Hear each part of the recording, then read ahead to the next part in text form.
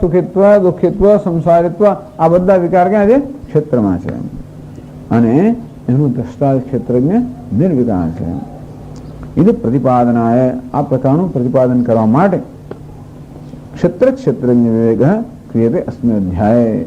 અંતે આ અધ્યાયમાં ક્ષેત્ર અને ક્ષેત્રજ્ઞનો વિવેક વિચેર પૃથક કરણે. વિવેક પૃથક કરવો, બે વસ્તુને પૃથક કરવી, બે વસ્તુ જુદી છૂટી પાડવી. દાળ ચોખાને છૂટા પાડવા અથવા દાળ ચોખાને પેલા કાંકરાને છૂટા પાડવા નામ છે પૃથક્કરણ, નામ છે વિવેક.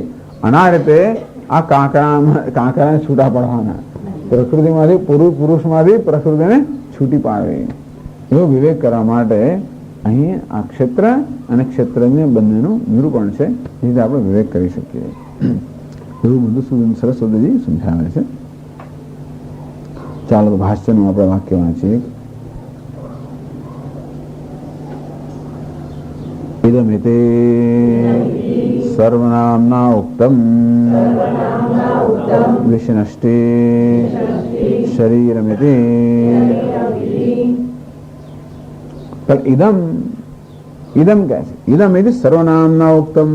ઇદમ સર્વનામ છે. સર્વનામ કોને કહેવાય? જે બધાનું નામ હોય નામ સર્વનામ. જો નામ જ વાપર કરવા પડે ને, એટલે નામ વાપર કરવા પડે, એ ન વાપરવા પડે એટલા માટે આપણે સર્વનામ વાપરીએ. દેવદત્ત આવ્યો, પછી દેવદત્ત ગયો, પછી દેવદત્ત બેઠો, એમ નહીં.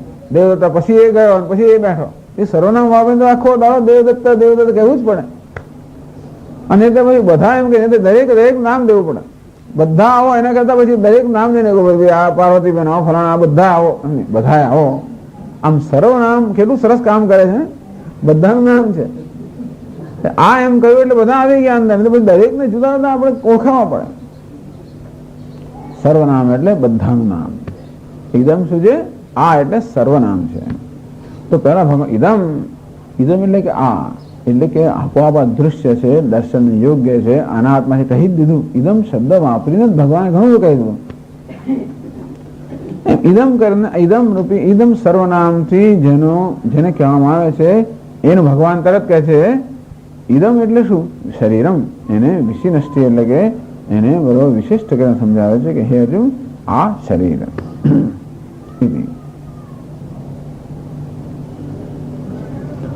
શરીરસ્યાત્મન અન્યત્રમ ક્ષેત્ર નામ નિરૂપ્યા ભૂતે. તો આ શરીરને ક્ષેત્ર કહેવામાં આવે છે.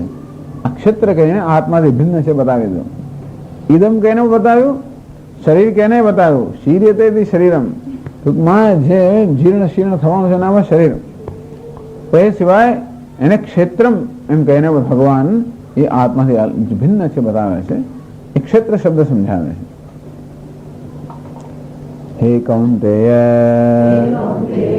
શતત્રાણાદ ક્ષયાદ ક્ષરણાદ ક્ષેત્રવદ્વા અસ્મિન કર્મફલ નિવૃત્તેઃ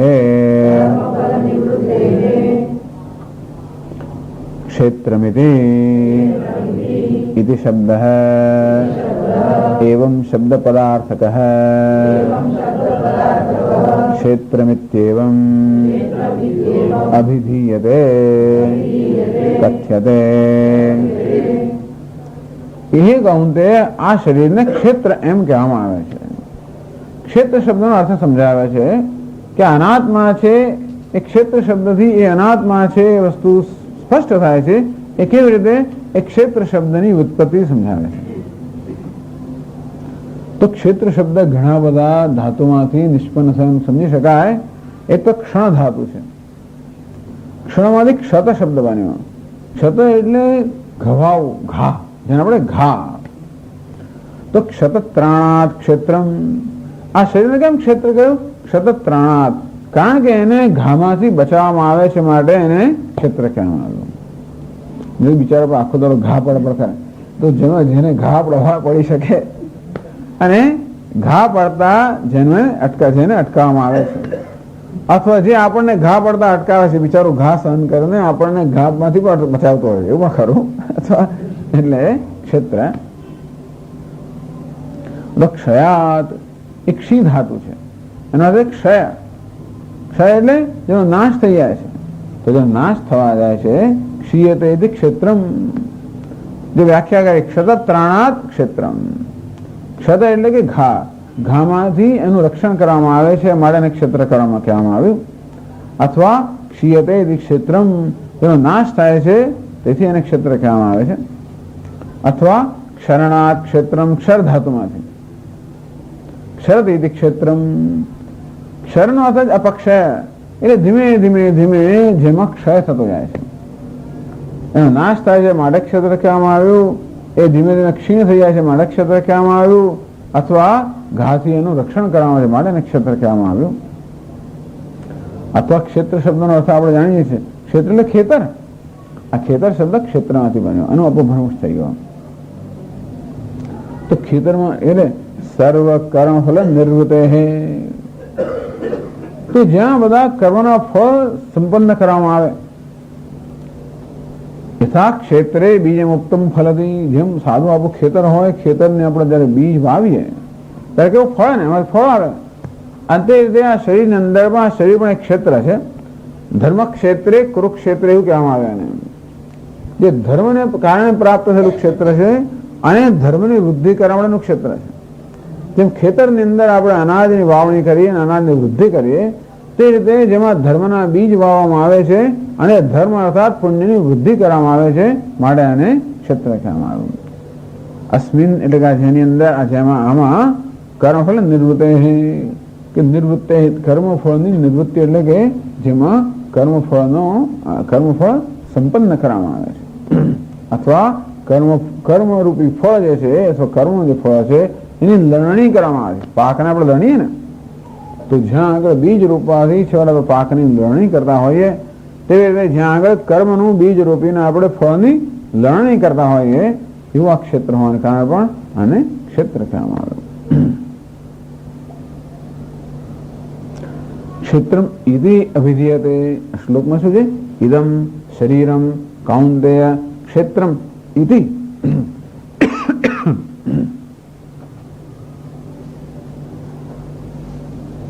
આ ઇતિ શબ્દ કેમ વાપરે છે ભગવાને? એટલે કઈ સમજાયો. ઇતિ શબ્દ એવમ શબ્દ પદાર્થક. આ ઇતિ શબ્દનો અર્થ એવમ, આ પ્રમાણે એમ કરવાનો. એટલે ક્ષેત્રમ ઇતિ અભિધીયતે, ક્ષેત્ર એમ કહેવામાં આવે છે. આપણે ઘણી વાર રીતે ગુજરાતીમાં લખતા હોય છે. તો ઓમ ઇતિ આપણે કહ્યું ત્યાં આગળ તૈત્રીય ઓમ ઇતિ બ્રહ્મ, ઇતિ શબ્દ ત્યાં આગળ. ઓમ એ આ શબ્દ જ બ્રહ્મ છે એમ. નહીં તો પછી ઓમ પછી એમાં ઇતિનો અર્થ પછી પેલી ઇન્વર્ટેડ કોમા કે એવું કશું નથી આમાં.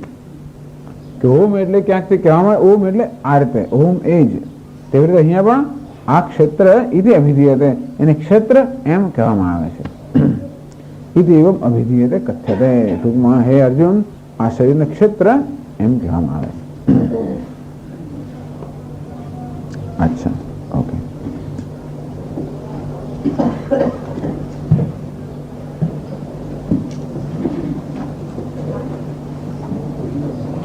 ઓમ પૂર્ણમદ પૂર્ણમિદં પૂર્ણાત પૂર્ણમુદચ્યતે પૂર્ણસ્ય પૂર્ણમાદાય પૂર્ણમેવાવશિષ્યતે.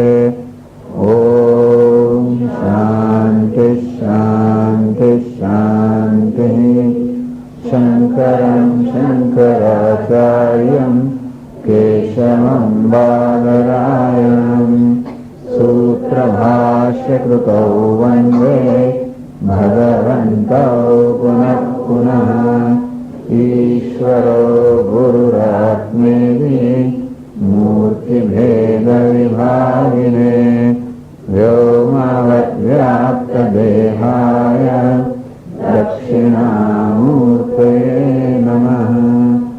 ઓમ શાંતિ શાંતિ શાંતિ. હરિ ઓમ શ્રી ગુરુભ્યો નમઃ. હરિ ઓમ. ઓમ નારાયણઃ પરો વ્યક્તાत्.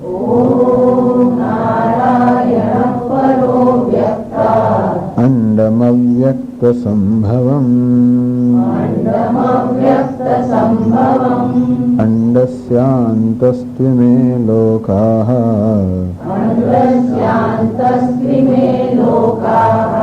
सप्तद्वीपा च मेदिनी।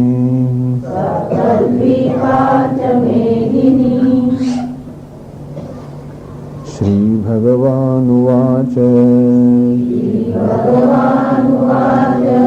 इदं शरीरं कौन्तेय क्षेत्रमित्यभिधीयते एतद्यो वेत्ति तं प्राहुः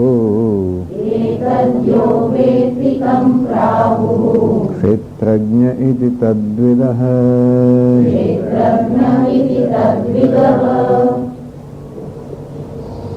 श्री भगवानुवाच इदं शरीरं कौन्तेय क्षेत्रमिति अभिधीयते। ये कौन्तेय आ शरीर क्षेत्र एम कહેવાય છે। एतद्यो वेत्ति અને આ શરીરનો જે વ્યક્તિ આ શરીરનો જ્ઞાતા છે, આ શરીરને જાણે છે, એનો દ્રષ્ટા છે, ક્ષેત્રજ્ઞ ઇતિ તદ્વિદઃ। આ શરીરને ક્ષેત્ર કહેવામાં આવે છે અને આ ક્ષેત્રના દ્રષ્ટાને ક્ષેત્રજ્ઞ કહેવામાં આવે છે। શું છે? વાત નથી આવતો? એને રિપેર કરવાનું। તો ઇદમ શરીરમ શંકરાચાર્ય મહારાજે સમજાવ્યું। આ ત્રીજું ષટક એનો આગળના ષટક સાથેનો સંબંધ સમજાવ્યો કે આગળ 7મા અધ્યાયની અંદર બે પ્રકૃતિનું નિરૂપણ કરવામાં આવ્યું, જેને પરા પ્રકૃતિ અને અપરા પ્રકૃતિ એમ કહેવામાં આવી। અપરા પ્રકૃતિ ત્રિગુણાત્મિકા સત્વરજસ્તમસ એ પ્રકૃતિ જે 8 રીતે અભિવ્યક્ત થયેલી છે, પંચમહાભૂત મન બુદ્ધિ અને અહંકાર એમ 8 રીતે અભિવ્યક્ત થયેલી અપરા પ્રકૃતિ, એમાં અહમ ભાવને કારણે સંસાર જન્મે છે। જ્યારે એમાં જ જીવ રૂપે પ્રવેશ કરેલો જે પેલી પરા પ્રકૃતિ ચૈતન્યાત્મિકા પ્રકૃતિ, જેમાં અહમ ભાવવાથી મનુષ્ય મુક્ત થાય છે, એવી અપરા અને પરા પ્રકૃતિ જેનું અધ્યાયમાં ક્ષેત્ર અને ક્ષેત્રજ્ઞ એ રીતે કહેવામાં આવે છે, અથવા જેને પ્રકૃતિ અને પુરુષ એમ કહેવામાં આવે છે। એ બે પ્રકૃતિનો ત્યાં આગળ નિર્દેશ કરવામાં આવ્યો। એટલા માટે નિર્દેશ કરવામાં આવ્યો કે એ પ્રકૃતિ ઈશ્વરની શક્તિ હોવાને કારણે એ પ્રકૃતિ દ્વારા કે શક્તિ દ્વારા આ પરમાત્મા જગતનો સર્જક, પાલક અને સંહારક કહેવાય છે। એટલે આગળ કહ્યું તે પ્રમાણે બ્રહ્મ તો નિર્વિકાર હોવાને કારણે, કુટસ્થ હોવાને કારણે, નિષ્ક્રિય હોવાને કારણે એ તો જગતનું કર્તા કે ભોગતા કે પાલક કે સંહારક કંઈ પણ ન કહી શકાય। અને જે કર્તૃત્વ એટલે સર્જન કરવું, પાલન કરવું, લય કરવો, આ બધા ખરેખર પ્રકૃતિના ધર્મ છે। પરંતુ આ પ્રકૃતિ પરમાત્મા પર આધારિત હોવાને કારણે પરમાત્મા વગર પ્રકૃતિ ક્યારે પણ કાર્યશીલ ન હોઈ શકે, એનું અસ્તિત્વ પણ ન હોઈ શકે। અંદરથી પરમાત્માને ગૌણ રીતે જગતનું સર્જક, પાલક કે સંહારક કહેવામાં આવે। થોડા વર્ષો કહે તો હવે આ અધ્યાયમાં શું કરવામાં આવે છે? તો આ ક્ષેત્ર અને ક્ષેત્રજ્ઞ આ બે પ્રકારની પ્રકૃતિ કે અપરા પ્રકૃતિ અને પરા પ્રકૃતિ આ બે પ્રકારની પ્રકૃતિ એનું અહીં નિરૂપણ કરવામાં આવે છે। અને એ દ્વારા એ બંને પ્રકૃતિનું અધિષ્ઠાન જે પરમાત્મા છે એના તત્વનો નિશ્ચય કરવા માટે। ટૂંકમાં પ્રકૃતિની ચર્ચાનો હેતુ પણ એ જ છે કે પ્રકૃતિનું અધિષ્ઠાન જે પરમાત્મા છે એના તત્વનો નિશ્ચય થાય કે કેટલી વસ્તુ પ્રકૃતિમાં છે તે ઈશ્વરમાં નથી।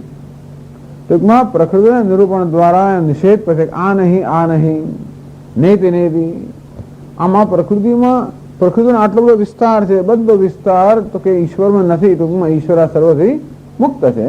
આ સર્વ સંસાર પ્રકૃતિના સ્તર પર છે। ઈશ્વર અસંસારી છે। એ ઈશ્વર અસંસારી છે, સર્વ અતીત છે, અસંગ છે। એ વસ્તુ બતાવવા માટે કઈ કઈ વસ્તુથી ઈશ્વર અસંગ છે, શું શું ઈશ્વરમાં નથી, શેના શેનાથી ઈશ્વર મુક્ત છે, એ પણ કહેવું પડે। આમ ન એટલે જેનો નિષેધ કરવાનો છે એનું નામ પ્રકૃતિ, તો એનું પણ વિસ્તારથી નિરૂપણ, પ્રકૃતિ એટલે સૃષ્ટિ વગેરે, સર્જન વગેરે, એનું પણ વિસ્તારથી નિરૂપણ થાય છે, જેથી ઈશ્વરમાં શું નથી એનું પણ આપણે જ્ઞાન થાય। અને એથી એમ નિષેધ કર્યા પછી નિષેધની અવધિરૂપે જ્યારે પરમાત્મા એ કેવો છે એનું પણ નિરૂપણ થાય છે। અને એથી અહીં પણ આ ક્ષેત્ર અને ક્ષેત્રજ્ઞ એનું લક્ષણ છે, જે બે પ્રકૃતિ છે એનું નિરૂપણ કરે અને પછી કહે છે કે પરમાત્મા જે છે બંને પ્રકૃતિથી ઉપર છે. અત્યક્રામત જે આનાથી અતિત્ય વર્તતે, અર્થાત આનાથી એનું અતિક્રમણ કરીને જે વર્તમાન છે એનું નામ પરમાત્મા. તે પરમાત્માના તત્વનો નિર્ધાર કરવા માટે આ 13મો અધ્યાય ક્ષેત્ર અધ્યાયનો આરંભ કરવામાં આવે છે. વળી 12મા અધ્યાય સાથે શું સંબંધ છે? 12મા અધ્યાયના છેલ્લા 8 શ્લોકોની અંદર ભગવાને જ્ઞાની ભક્તોનું નિરૂપણ કર્યું. એમાં એને લક્ષણોનું વર્ણન કર્યું, અદ્વેષ્ટા સર્વભૂતાનામ, અને કહ્યું કે આ પ્રકારના લક્ષણો જેના છે એવો ભક્ત ભગવાનને અત્યંત પ્રિય છે. તો હવે લક્ષણો ક્યાંથી આવ્યા? તો કયું જ્ઞાન એમનામાં છે જેને કારણે આ એમના લક્ષણો કે આનો સહજ આચાર થઈ ગયો? તો આવો સહજ આચાર, અદ્વેષ્ટા સર્વભૂતાનામ, આવો આચાર ધરાવનારા એવા ભક્તોમાં એવું કયું જ્ઞાન છે જેને કારણે એ આચારવાન થયા, જેને કારણે ભગવાનના પ્રિય થયા? એ જ્ઞાનનું પણ નિરૂપણ કરવું જોઈએ. તો તત્વજ્ઞાનનું પણ આ 13મા અધ્યાયમાં નિરૂપણ થાય છે. હવે પહેલા શ્લોકનો શું સંદર્ભ છે? તો કે સમજાવે છે કે આ પ્રકૃતિ વડે બધું સર્જન થાય છે. આ કાર્યકરણ કે કાર્ય કારણ રૂપ જે જગત છે એનું સર્જન પ્રકૃતિ વડે થાય છે. અને કયા હેતુ થાય છે? તો કે પુરુષ કે આત્મા જે છે, પુરુષ એટલે કે જીવાત્મા, એની જે ઈચ્છા છે ભોગ અને અપવર્ગ, ભોગ શ્રેય અને પ્રેય, કે ભોગ અને અપવર્ગ એટલે મોક્ષ, આ બે પ્રકારની ઈચ્છાઓ છે. બે પ્રકારની ઈચ્છાઓને ધ્યાનમાં રાખીને પ્રકૃતિ આ પુરુષ માટે સર્જન કરે છે. એને કારણે આ જગતનું સર્જન થયું. જગતમાં કાર્ય કારણ વિષયો બધું છે, અને જોડે આ ઉપાધિનું પણ સર્જન થયું.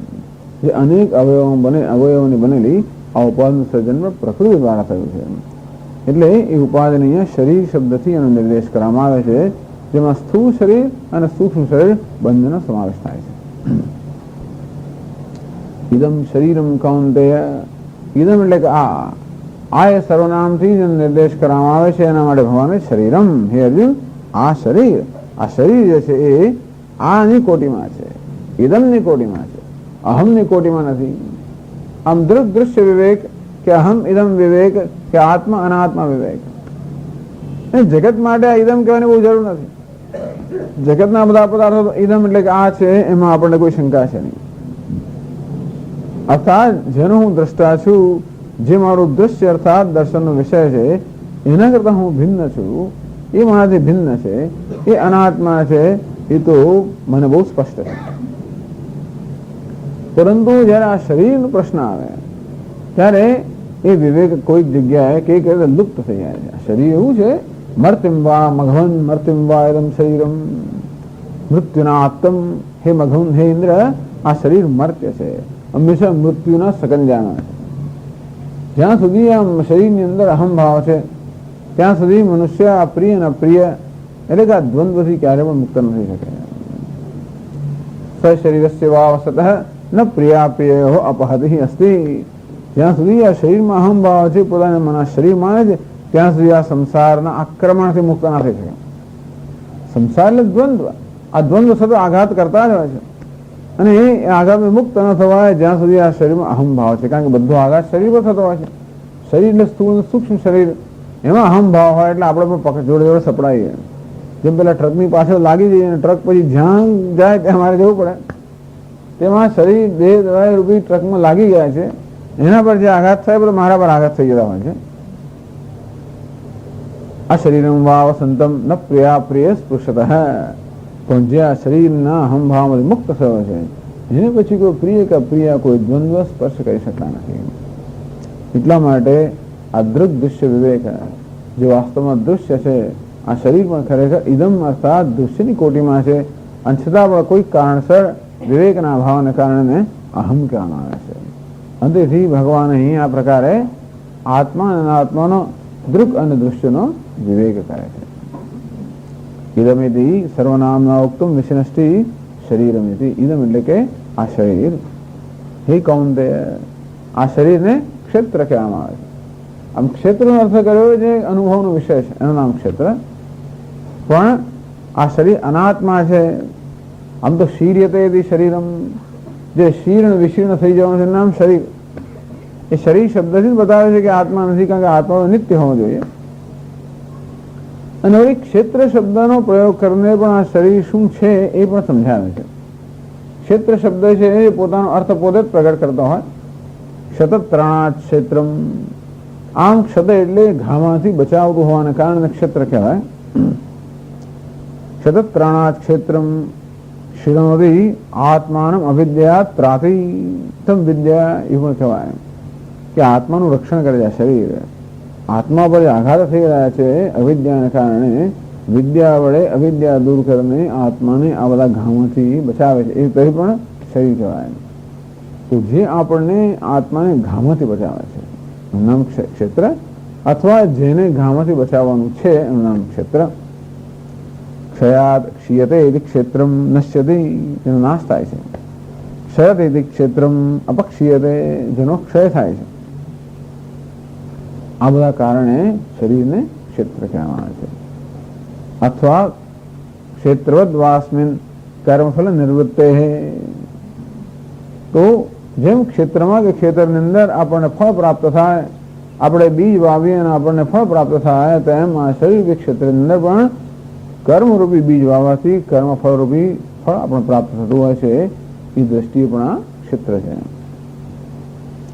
અથવા કહ્યું કે હે અર્જુન, કૌંતે સર્વ, કૌંતે એમ એ નામ આપો ને અર્જુનનું, તો કુંતીમાંથી અર્જુન પ્રાદુર્ભાવ થયો. તો કુંતી અર્જુનના પ્રાદુર્ભાવનું સ્થાન છે માટે ક્ષેત્ર છે. તો અર્જુન માટે કુંતી ક્ષેત્ર છે, કારણ કે અર્જુનને ત્યાં પ્રાદુર્ભાવ થયો. અંતે રીતે આત્માનો જ્યાં પ્રાદુર્ભાવ અભિવ્યક્તિ થાય, અભિવ્યક્તિ સ્થાનને પણ ક્ષેત્ર કહેવાય. તો જેમાંથી ઉત્પત્તિ થાય નામ ક્ષેત્ર. અર્જુન ઉત્પત્તિ થઈ કુંતીમાંથી માટે એક ક્ષેત્ર કહેવાય. એટલે જ્યાં પોતાનો આવિર્ભાવ થાય કે પ્રાદુર્ભાવ થાય નામ ક્ષેત્ર. અંતે રીતે આત્માનો પ્રાદુર્ભાવ આવિર્ભાવ થવા માટે, આત્માની અભિવ્યક્તિ થવા માટે જે સ્થાન છે એનું નામ ક્ષેત્ર. એટલે શરીર આત્માની અભિવ્યક્તિનું સ્થળ છે. એટલે ત્યાં કહેવાનું છાંદોગ્યોપનિષદમાં કે આ મર્ત્ય શરીર અમારા આત્માનું આયતન છે. અમારા આત્માને અભિવ્યક્ત થવા માટે આ મર્ત્ય શરીરનું અભિવ્યક્તિ સ્થાન છે. એ દ્રષ્ટિએ પણ ક્ષેત્ર કહેવાય. इति शब्दः एवं शब्द पदार्थकः क्षेत्रमिदेवं अभिधीयते कथ्यते. ક્ષેત્ર એટલે ક્ષેત્ર એ પ્રમાણે કહેવાય છે. ત્યાં સુધી આપણે ચર્ચા કરી ગયા વખતે. તો આ ક્ષેત્ર એટલે દૃશ્યની વાત કરી. આ દેહ દૃશ્ય છે, દર્શનનો કે જ્ઞાનનો વિષય છે. અને હવે એનાથી અતિરિક્ત, એના વિભિન્ન જે દ્રષ્ટા છે એની ભગવાન વાત કરે છે. દૃગ અને દૃશ્ય. દૃગ દ્રષ્ટા અને દૃશ્યનો વિવેક. 299 પાના પર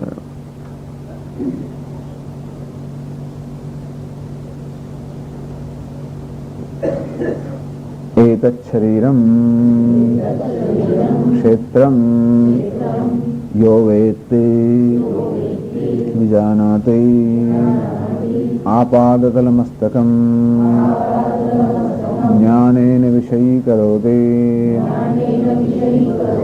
स्वाभाविकेन औपदेशिकेन वा वेदनेन विषयीकरोति विभागशः तं वेदितारं प्राहुः कथयन्ते क्षेत्रज्ञः इति शब्दः एवं शब्दपदार्थकः एव पूर्ववत् क्षेत्रज्ञः इत्येवमाहुः के तद्विदः तौ क्षेत्रक्षेत्रज्ञौ ये विदन्ते तद्विदः. एतद् यो वेत्ति एतत् शरीरम एतद् आ शरीरम क्षेत्रम. આ જે શરીર છે ક્ષેત્ર છે. યહ વેત્તિ જાનાતિ, આ શરીરને જે જાણે છે. ટૂંકમાં શરીર છે એનું જાણકાર પણ કોઈ છે. કોણ છે? વિજાનાતિ આપાદતલમસ્તકમ જ્ઞાનેન વિષયીકરોતિ. પાણીથી માંડીને મસ્તક સુધી આખું જે શરીર છે બધા શરીરને જાણનાર કોઈ છે. આપણે ધ્યાન આપીએ તો ખબર પડે કે હા પગ છે, માથું છે, બધા છે ને એક એક અંગ છે એના અસ્તિત્વથી એના હોવા વિશે આપણે સભાન છે. ટૂંકમાં શરીરના હોવાથી જે સભાન છે, આ શરીરને જે જાણે છે, શરીરના એક એક કોષને જાણનાર છે. જો ધ્યાન આપીએ તો સ્વાભાવિક એને જ્ઞાની, તો બે પ્રકારના જાણનાર છે આ શરીરના. એક તો અજ્ઞાની પુરુષ પણ શરીરને જાણે છે અને બીજો જ્ઞાની પુરુષ. સ્વાભાવિક એને જ્ઞાની મનુષ્યોહમ મમ ઇદ શરીરમ ઇદમ શરીરમ. કોઈ કહે છે મનુષ્યોહમ, હું મનુષ્ય છું, અને સાથે શું કહે છે મમ ઇદમ શરીરમ, આ મારું શરીર છે. વારંવાર અજ્ઞાની મનુષ્ય પણ કહેતો હોય છે આ મારું શરીર છે. આમ શરીરને હું કહેતો હોય છે પણ વારંવાર શરીરને મારું પણ છે. મારો હાથ, મારો પગ, મારું માથું, મારું શરીર, મારું મન, મારી બુદ્ધિ, એમ વારંવાર સ્થૂળ અને સૂક્ષ્મ શરીરને આ અજ્ઞાની મનુષ્ય પણ મારું એમ કહેતો હોય.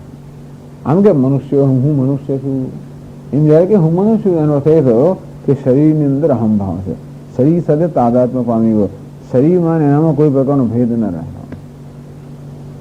પણ ક્યારેક ક્યારેક એવું પડે મારું શરીર, આ મારું જયારે આપણે કહીએ ત્યારે મારું કહેનાર અને મારું જે છે એ વચ્ચે ભેદ જાણીતો જ છે. મારું પુસ્તક એનો અર્થ એ થયો કે મને જ્ઞાન છે કે પુસ્તક હું નથી, મારું પુસ્તક ના કહું. અને તે જયારે એમ કહું મારો હાથ, મારો પગ, મારું માથું, મારું શરીર, એનો અર્થ એ થયો કે મને જ્ઞાન છે અંદર કે આ શરીર હું નથી. અને હું ક્યારે જ્ઞાન હોય જયારે આ શરીરને હું જાણતો હોઉં ત્યારે, શરીરનું જ્ઞાતા હોઉં ત્યારે, શરીરનું દ્રષ્ટા હોઉં ત્યારે. ઘટ દ્રષ્ટા ઘટાત ભિન્ન, આ ઘટોનો દ્રષ્ટા ઘટથી ભિન્ન છે. અને તે રીતે જયારે મારો ઘડો એમ કહું છું તે રીતે મારું શરીર, આખા શરીરનો હું સ્વામી છું, જોડે જ્ઞાતા.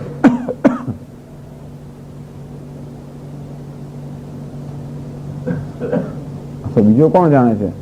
ઔપદેશિકે જ્ઞાનેન અથવા ઔપદેશિકમ જ્ઞાનમ, ઉપદેશથી પ્રાપ્ત થયેલા જ્ઞાનથી બીજો એક જ્ઞાની પુરુષ એ પણ જાણે છે.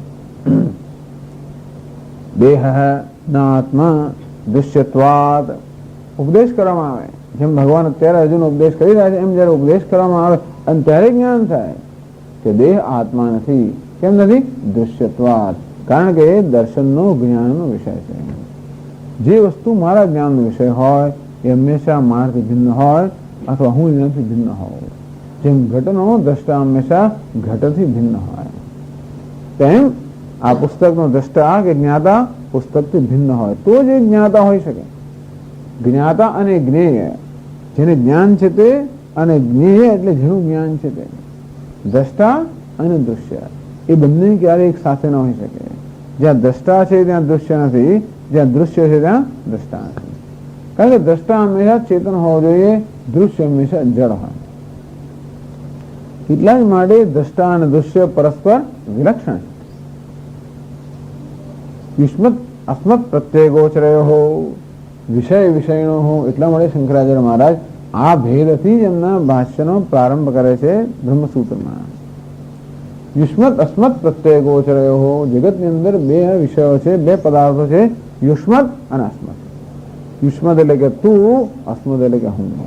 ત્યાં શંકરાચાર્ય ઇદમ ને અસ્મત કહેવાના બદલે, એટલે કે આ અને હું એમ કહેવાના બદલે તું અને હું એમ કહે છે. એટલા જ માટે કે તું ને હું ક્યારેય પણ એક ના હોઈ શકે. જે તું છે હું નથી, હું છે તું નથી. ક્યારેક આ અને હું સાથે હોઈ શકે. જો ના મારું શરીર, જો ના હું કેવો છું, જો ના હું કેવું, એમાં આપણે કહીએ ક્યારેક ક્યારેક. એટલે ઘણી વાર આ ને હું તો એક સાથે જતા હોય છે. પણ જો ના તું હું કેવું એવું તો કોઈ દિવસ ના થાય.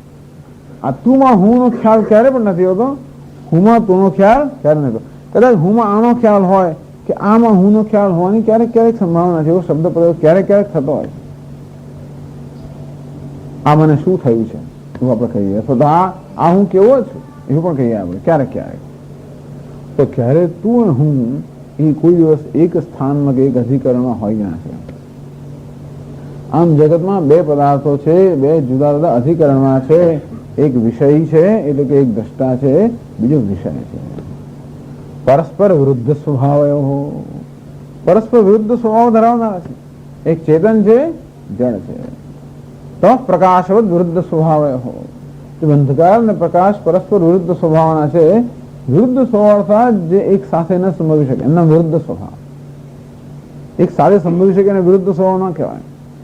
ક્યારેક પણ એક સાથે સંભવી શકતા હોય તો વિરુદ્ધ સ્વભાવ પૂરેપૂરો ના કહેવાય. કંઈક અંદર હશે તો એક સાથે સંભવી શકે ક્યારેક, પણ પ્રકાશ અને અંધકાર ક્યારેય પણ એક સાથે ના સંભવી શકે. અને તે રીતે યુષ્મત નસ્મત, દૃશ્ય અને દ્રષ્ટા, જળ અને ચેતન ક્યારેય પણ એક સાથે ન સંભવી શકે એવું કહી શકાય. આ રીતે વિભાગશઃ જાનાતિ ઔપદેશિકેન વા વેદનેન વિષયી કરોતિ વિભાગશઃ. વિભાગશઃ, આ દૃશ્ય છે, હું દ્રષ્ટા છું. અનાત્મા છે, હું આત્મા છું.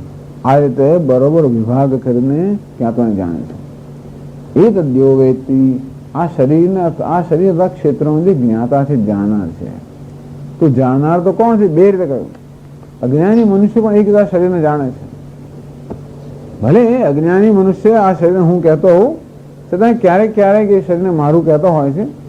અને જોડે જોડે એને ખબર છે કે હું મારા પગની પાનીથી માંડીને માથા સુધીના બધા અંગથી હું સભાન છું. તો ક્યાંય પણ દુઃખ તો તરત આપણે સભાન થઈ જતા હોઈએ છીએ. સામાન્ય અંગથી આપણે આમ સભાન ના હોય તો જરા કંઈક મચ્છર કરડ્યો, જરા કંઈક ટાંકણી વાગી, જરા કંઈક થયું, આપણે સભાન બની જઈએ. એ જ બતાવે છે કે એ બધા શરીરની સભાનતા જેને છે એ ક્ષેત્ર, એનું નામ છે ક્ષેત્રજ્ઞ. અને એ સભાનતામાં જ્યારે ઉપદેશ કરવામાં આવે, એ જે આપણા સભાનતા છે એનો ઉપયોગ કરીને ઉપદેશ કરવામાં આવે છે. જે અનુભવ આપણને છે એ અનુભવનો ઉપયોગથી જ ઉપદેશ થાય છે કે જો આ શરીર તો મારું કહે છે, મારું કહેનારો શરીર જોવા હોવા જ જોઈએ. મન બુદ્ધિને મારું કહે છે, અહંકારને મારો કહે છે ઘણી વાર. એનો અર્થ એ થયો કે આ બધા કરતા જુદો કોઈ હોવો જોઈએ.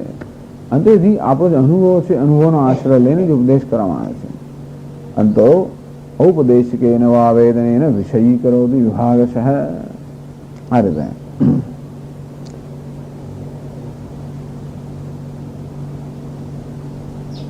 તમ એ વેદિતારમ, આ શરીરનો વેદતા છે, જ્ઞાતા છે, દ્રષ્ટા છે. પ્રાહુ કથયંતિ ક્ષેત્રજ્ઞ, એને ક્ષેત્રજ્ઞ એમ કહેવામાં આવે છે. હે કૌંતે, આ શરીરને ક્ષેત્ર એમ કહેવામાં આવે છે. અને એનો જે દ્રષ્ટા છે, જ્ઞાતા છે, એને ક્ષેત્રજ્ઞ એમ કહેવામાં આવે છે.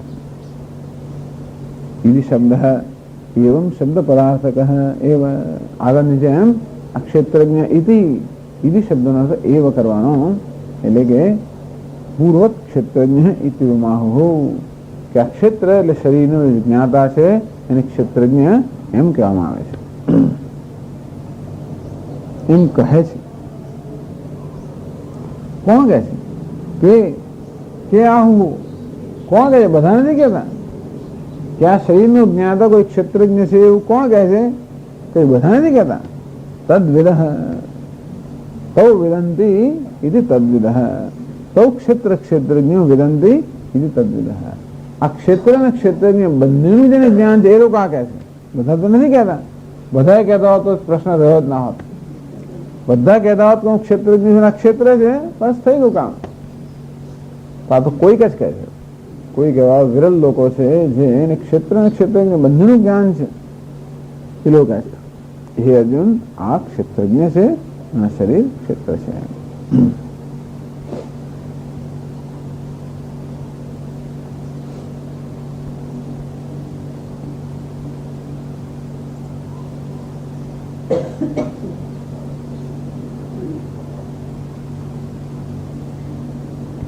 દૃશ્યાનામ દુઃખાદીનામ ભેદકાનામ યાહદેવ ભાવિનામ અનાત્મધર્વ સિદ્ધે દ્રષ્ટાન દેહાદિન્ય મુક્ત્વા. આવું કેમ કહેવામાં આવે? આવું શા માટે કહેતા? એટલા જ માટે ક્યાં આગળ કહે છે ઈચ્છા દ્વેષ સુખમ દુઃખમ સંઘાત ચેતના ધૃતિ એત ક્ષેત્રમ. આ સુખ દુઃખ આ બધા ક્ષેત્રના અર્થાત અનાત્માના ધર્મ છે. એટલે આમાં અગત્યની વસ્તુ કે દુઃખ છે ને એ પણ ખરેખર ક્ષેત્રની કોટીમાં છે, દૃશ્યની કોટી. આટલો વેદાંતી લોકો આમાં મુખ્ય રસ છે કે આ શોક આત્માનો ધર્મ નથી, દુઃખ આત્માનો ધર્મ નથી, સંસાર આત્માનો ધર્મ નથી. જો આત્માનો ધર્મ તો કોનો ધર્મ છે એ પણ બતાવવું પડે. એટલા માટે આ ક્ષેત્રનું વર્ણન છે. બાકી ક્ષેત્રમાં એમને શું રસ? તો ક્ષેત્રનું આ વર્ણન કરવાનો એક જ હેતુ છે કે ભાઈ સંસાર આ ક્ષેત્રનો ધર્મ છે અને ક્ષેત્રજ્ઞ જે આ ક્ષેત્ર કરતા વિલક્ષણ છે એ અસંસારી છે. બસ આ જ કહેવા માટે. તો તેથી આ દુઃખ, સુખ દુઃખ, શોક મોહ આ બધા જે મનના ધર્મો છે દૃશ્ય છે. અને આત્મા જે છે એ અનેક ભાષે છે.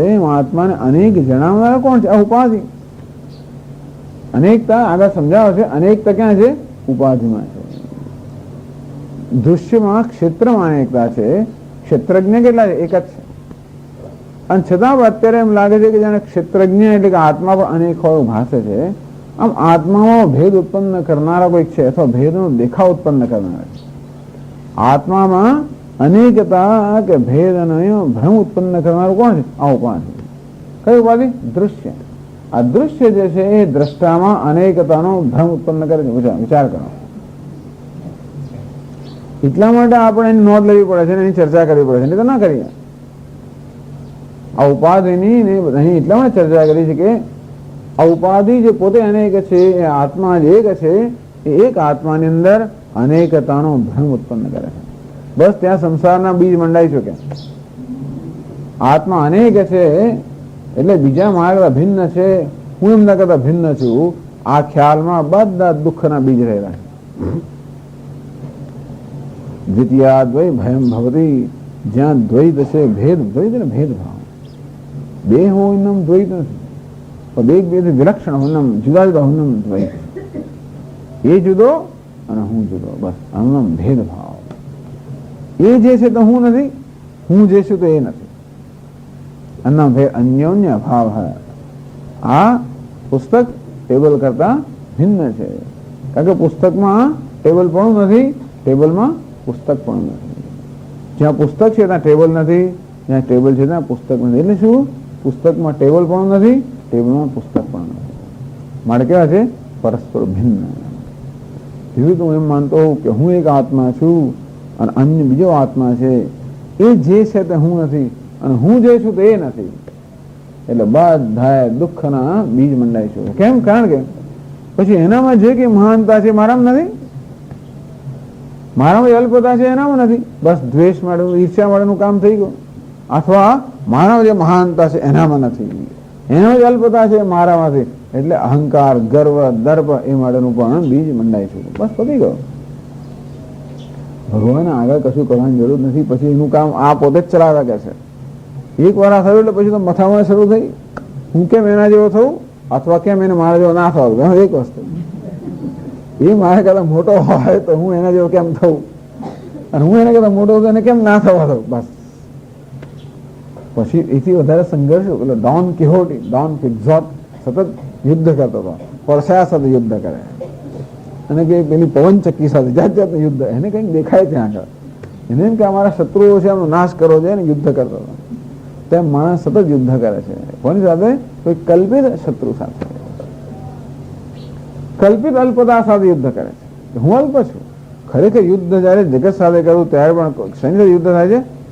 અલ્પતા સાથે. કોની અલ્પતા સાથે? આત્માની અલ્પતા સાથે યુદ્ધ થાય. કારણ કે જગત મારામાં અલ્પતાનો ભાવ ઉત્પન્ન કરે છે.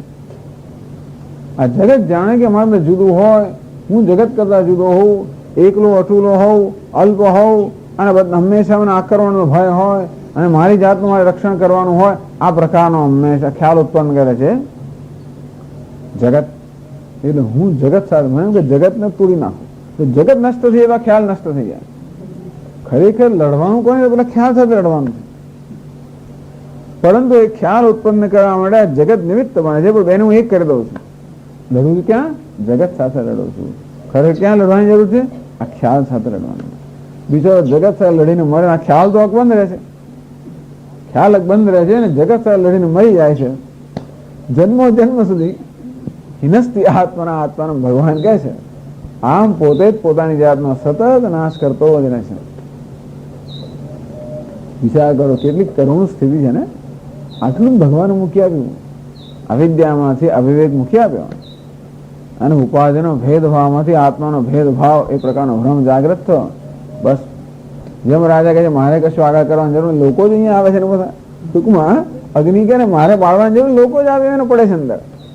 પેલા જેમ ફુદ્દાઓ આવીને પડે પતંગિયાઓ, તેવી રીતે બધા મૃત્યુ હોય વિતરસ્તી અંતિપાશમ, મૃત્યુનો પાશ ચારે બાજુ ફેલાયેલો છે, આરામથી આ લોકોમાં ફસાય છે આવો સંસાર. એટલા માટે આ જે દૃશ્ય છે, ઉપાધિ છે, જે આત્મામાં ભેદનો ભ્રમ ઉત્પન્ન કરનારી છે, એ અને આ સુખ દુઃખ વગેરે ઉપાધિનો ધર્મ છે, અનાત્માનો ધર્મ છે, આત્માનો ધર્મ નથી. એટલા માટે દ્રષ્ટાને દૃશ્ય કરતા જુદો બતાવવામાં આવ્યો કે આ બધા સુખ દુઃખ વગેરે ઉપાધિના મનના અનાત્માના ધર્મો છે અને આત્મા કે ક્ષેત્રજ્ઞ એના કરતા ભિન્ન હોવાના કારણે એ બધા ક્ષેત્રજ્ઞના આત્માના ધર્મો નથી. તો પછી આટલું જાણવાથી જ્ઞાન થઈ જાય. સાંખ્ય લોકો બસ આટલો વિવેક કરે, પુરુષ પ્રકૃતિ વિવેક, યોગી લોકો પણ. સાંખ્ય લોકો અને યોગી લોકો, સાંખ્ય અને યોગીઓ સિદ્ધાંત એક જ છે લગભગ. એટલે સાંખ્યનો સિદ્ધાંત યોગી લોકો અનુસરણનું કરે છે અને એમની પાસે આખી યોગની પ્રક્રિયા છે, જેથી એ પુરુષ અને પ્રકૃતિનો વિવેક જે સાંખ્ય સમજાવે છે એનો સાક્ષાત્કાર કેમ કરો એની વળીની પ્રક્રિયાનું નામ યોગ. તો આપણે આટલો સાક્ષાત્કાર કરીએ કે હું દેહ કરતા ભિન્ન છું, એટલું પૂરતું છે કે ના? એટલું પૂરતું નથી. હું દેહ કરતા ભિન્ન હોય તો બરોબર છે, પરંતુ બીજા આત્મા કરતા ભિન્ન છું એ તો થયું ને. ટૂંકમાં એ લોકો આત્માની એકતા પર ભાર નથી દેતા, એ તો આત્માને અનેક માને છે અને જો જડે પ્રકૃતિને પણ આત્મા કરતા જુદી માને છે. આમ પ્રકૃતિને એક સ્વતંત્ર સિદ્ધાંત માને છે અને જો જડે આત્માને અનેક માને છે. જો આટલું ના કર્યું હોત તો સાંખ્ય અને વેદાંતમાં કોઈ તફાવત નથી. આટલા આવીને અટકી ગયા કોઈ કારણસર કે એ લોકો આત્માને અનેક માને છે કે એમને તકલીફ થાય છે જાત જાતની. એ ચર્ચા આમાં પણ આવશે કે જો આત્મા એક હોય, તમે કહો છો એ પ્રમાણે આત્મા કે ચેતન એક જ જો હોય તો પછી એનો અર્થ એ થયો કે એક જો સુખી થાય તો બધાએ સુખી થવું જોઈએ. કે આત્મા એક જ હોય તો એક આત્મા સુખી થાય તો બધાએ સુખી ના થવું જોઈએ? એક દુઃખી થાય તો બીજા દુઃખી ના થવું જોઈએ? પણ આપણો તો અનુભવ છે કે એક સુખી હોય તે જ ક્ષણે બીજો દુઃખી છે. એ જ બતાવે છે કે આમાં રહેલો આત્મા જુદો છે. કારણ કે નહીંતર બંને સુખી હોત, બધાએ સુખી હોત, એકનું મૃત્યુ થાય તો બીજાનો જન્મ થાય. આવી વિષમતાઓ છે એ ત્યારે સમજાવી શકાય જ્યારે આત્મા અનેક હોય ત્યારે. એટલા માટે એ લોકો આત્માને અનેક માને છે. એવા બધા કારણો એની પાસે. એટલે ટૂંકમાં આત્માની અનેકતાનો સ્વીકાર કરનાર છે. એટલે હું અન્ય કરતા જુદો છું એ ખ્યાલમાંથી મુક્ત થવાય નહીં અને હું પ્રકૃતિ કરતા જુદો છું એ ખ્યાલથી મુક્ત ના થાય. ભલે પુરુષને પ્રકૃતિનો વિવેક કર્યો કે પુરુષ પ્રકૃતિ કરતા ભિન્ન છે, એટલું પૂરતું નથી. પુરુષ પ્રકૃતિ કરતા ભિન્ન છે પણ પ્રકૃતિ પુરુષ કરતા ભિન્ન નથી. એ બીજું પગથિયું વેદાંતિ લોક રહે છે. એ પણ મહત્વનું છે. પુરુષ પ્રકૃતિ કરતા ભિન્ન છે પણ પ્રકૃતિ પુરુષ કરતા ભિન્ન નથી. એ કેવું કહે? આ બધા તમે ખરું કહ્યું. પુરુષ પ્રકૃતિ કરતા ભિન્ન છે પણ પ્રકૃતિ પુરુષ કરતા ભિન્ન નથી. કેવું છે? મત્સ્થાની સર્વભૂતાની નચાહમ તેષુ અવસ્થિત. હું એમના કરતા ભિન્ન છું, એ મારા કરતા ભિન્ન નથી. જેમ પેલો અભિનેતા એમ કે આ ભિખારી કરતા હું જુદો છું, ભિખારી મારા કરતા જુદો નથી. ભિખારી કોનો ધર્મ છે? વેશનો ધર્મ છે. અભિનેતા ભિખારીનો વેશ પહેરેલો છે અને ભિખારી રૂપે અભિનય કરી રહ્યો છે. અને છતાં એને આવું જ્ઞાન હોય તો જ અભિનેતા કહેવાય, નહીં તો ભિખારી કહેવાય. ઘણી વાર અભિનેતાઓ ભૂલી જતા હોય છે. એવા એની અંદર એવા ગરકાવ થઈ જાય કે એ ભૂલી જ જાય. ઘણા વખત માને છે કે એક્ટિંગ એવી હોવી જોઈએ, તો કે નહીં, તો જ અભિનય કહેવાય જ્યારે એને આ પ્રકારની સભાનતા હોય કે હું ભિખારી કરતા જુદો છું, ભિખારી મારા કરતા જુદો નથી. આવી હું સ્વતંત્ર છું, ભિખારી પરતંત્ર છે. હું સત્ય છું, ભિખારી મિથ્યા છે. એટલે પ્રકૃતિ કરતા પુરુષ સ્વતંત્ર છે એટલું જ નહીં, પરંતુ પ્રકૃતિ મિથ્યા છે. પ્રકૃતિ પુરુષ પર આધારિત છે. આ બહુ મહત્વનું છે. અંતો જ પુરુષનું એકત્વ સિદ્ધ થઈ શકે. જો પ્રકૃતિ મિથ્યા હોય અને આ પ્રકૃતિમાં ઉપાધિનું સર્જન થયું, ઉપાધિ પણ મિથ્યા હોય, જગત પણ મિથ્યા હોય, તો મિથ્યા ક્યારે પણ સત્યમાં ભેદભાવના ઉત્પન્ન કરી શકે. બીજી સત્ય વસ્તુ હોય તો આમાં ભેદભાવ ઉત્પન્ન કરી શકે. તલવાર પણ સત્ય છે અને માટી પણ સત્ય હોય તો માટીથી તલવારના અનેક ટુકડા કરી શકીએ, તો તલવાર આકાશના અનેક ટુકડા ના કરી શકે. અંતે રીતે આ પુરુષ અને પ્રકૃતિ બંને સમાન સત્તા ધરાવતા હોત તો પ્રકૃતિ જરૂર પુરુષમાં ભેદ ઉત્પન્ન કરી શકે એવું સાંખ્ય લોકોનું માનવું છે. પણ એમની દ્રષ્ટિએ માત્ર પુરુષ પ્રકૃતિ વિવેક એ જ મોક્ષનું સાધન છે. આપણે કહે ના, માત્ર પુરુષ પ્રકૃતિ વિવેક એટલું જ નહીં, પરંતુ પુરુષની એકતા, આત્મૈક્યમ, આત્માની એકતાનું જ્ઞાન હોવું જોઈએ. એનું ક્યારે બને? જ્યારે પ્રકૃતિનું મિથ્યાત્વનું જ્ઞાન હોય. આપણને આત્મા અનેક દેખાય છે છતાં એક કેમ હોઈ શકે? એ અનેકતા માત્ર ભ્રમ હોય. એવું ક્યારે હોય? જ્યારે અનેકતા સાચી ન હોય, અનેકતા માત્ર આભાસ હોય, દેખાવ હોય. કોણે ઉત્પન્ન કરેલો? પ્રકૃતિએ ઉત્પન્ન કરેલો દેખાવ માત્ર છે. આવું જ્ઞાન હોય તો જ એ મોક્ષ આપનારું જ્ઞાન છે. એટલા જ માટે માત્ર આ એક શ્લોકથી ભગવાનને સંતોષ થતો નથી. તો સાંખ્ય લોકો જે કહે છે એ પ્રકારનો ઉપદેશ તો આ શ્લોકમાં કરવામાં આવ્યો. ઘણા એમ કહે છે કે ગીતામાં સાંખ્યનો અનુવાદ વગેરે લોકો માનતા હોય, પણ એવું નથી. સાંખ્ય તો એમ કે પુરુષ ને પ્રકૃતિ શબ્દો પણ સાંખ્ય વાપરે છે ને, એ શબ્દો ભગવાને વાપરે છે. એટલે બધા એમ માને છે કે આ તો ભગવાને સાંખ્યનો અનુવાદ કર્યો છે, કોઈ જગ્યાએ યોગનો અનુવાદ કર્યો છે, કોઈ ફલાણો અનુવાદ કર્યો છે. ભગવાને શું કર્યું છે? આ બધા જે તત્વદર્શન તે વખતે હતા, તે વખતે વિદ્યમાન, એ બધાનો સમન્વય કર્યો. સરસ રીતે. તો ટૂંકમાં એટલે પહેલા શ્લોકની અંદર પુરુષ અને પ્રકૃતિનો વિવેક કર્યો, કે ક્ષેત્ર ક્ષેત્રજ્ઞનો વિવેક કર્યો, પણ એટલું પૂરતું નથી. એથી આગળની જરૂર છે.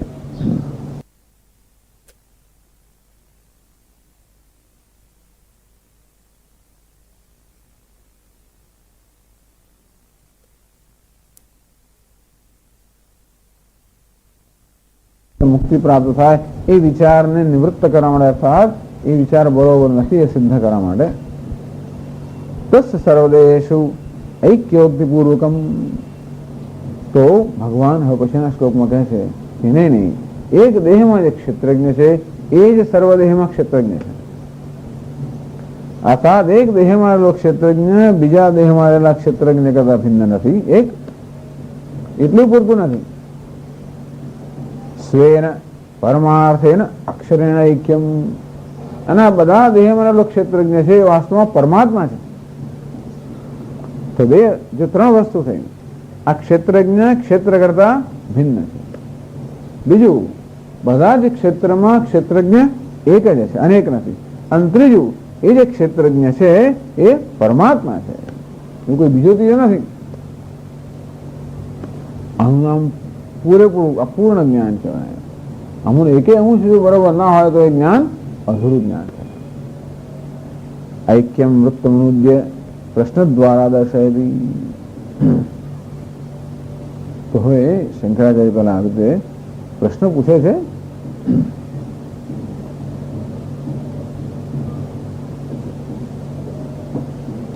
એવં ક્ષેત્ર ક્ષેત્રજ્ઞ ઉક્તૌ કિમ એતાવન્માત્રેણ જ્ઞાનેન જ્ઞાતવ્યો ઇતિ ન ઇતિ ઉચ્યતે. એવં ક્ષેત્ર ક્ષેત્રજ્ઞ ઉક્તૌ વૃત્તમ. ટૂંકમાં આ રીતે પહેલા શ્લોકની અંદર ક્ષેત્ર અને ક્ષેત્રજ્ઞ આ બે વિષયની વાત કરવામાં આવી. કેમ એતાવત માત્રેણ જ્ઞાનેન જ્ઞાતવ્યું. બસ ક્ષેત્ર અને ક્ષેત્રજ્ઞને પરસ્પરથી વિલક્ષણ જાણ્યા એ પરથી આપણે જાણી લીધા. ટૂંકમાં ક્ષેત્રજ્ઞ ક્ષેત્ર કરતા જુદો છે એટલું જાણીએ તો શું આપણે ક્ષેત્ર ક્ષેત્રજ્ઞ જાણેલા કહેવાય? કે ક્ષેત્ર અને ક્ષેત્રજ્ઞ વિશે કંઈ વધારે જાણવાનું બાકી રહેશે? ક્ષેત્રજ્ઞ ક્ષેત્રનો જ્ઞાતા છે માટે અંદર વિલક્ષણ છે એટલું જાણવું એટલું શું પૂરતું છે? કે પછી ક્ષેત્ર અને ક્ષેત્રજ્ઞ વિશે વધારે કંઈક જાણવું રહે છે. તો કેમ એતાવન માત્ર એને જ્ઞાન જ્ઞાતવ્ય, બસ આટલું જાણવાથી બંનેના પર જાણી લેતા ન, તો કે ના. એ ઉચ્ચરે, અને ભગવાન એ વિશે કહે છે બીજા શ્લોકમાં, ક્ષેત્રજ્ઞમ ચાપી મામ વિદ્ધિ સર્વક્ષેત્રેષુ ભારત ક્ષેત્ર ક્ષેત્રજ્ઞયોર જ્ઞાનમ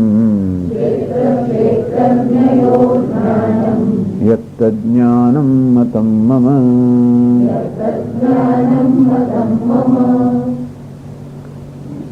ક્ષેત્રજ્ઞમ ચાલ મામ વિદ્ધિ. હે અર્જુન, ક્ષેત્રજ્ઞમ, આ ક્ષેત્રજ્ઞ ક્ષેત્ર કરતા જુદો છે તું જાણે જ. આ પીછે અને વળી મામ ક્ષેત્રજ્ઞ મામ વિદ્ધિ.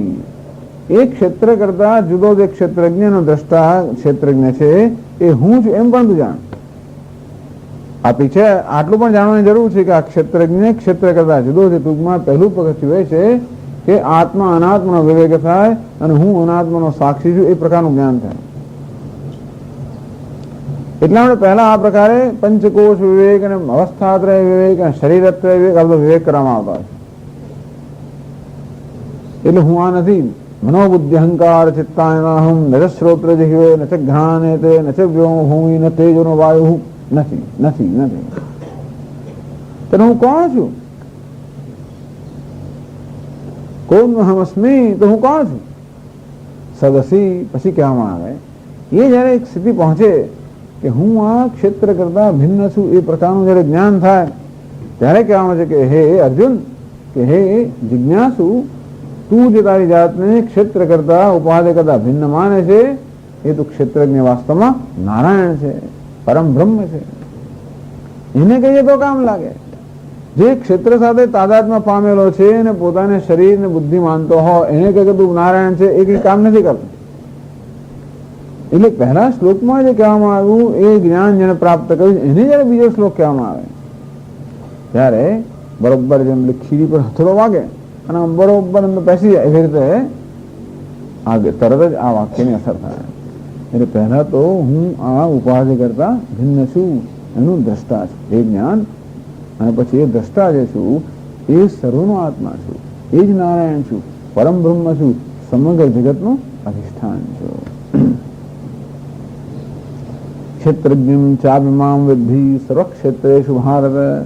એ ભારત, અને વળી જાણ કે આ સર્વ ક્ષેત્રમાં જે ક્ષેત્રજ્ઞ છે એ હું છું.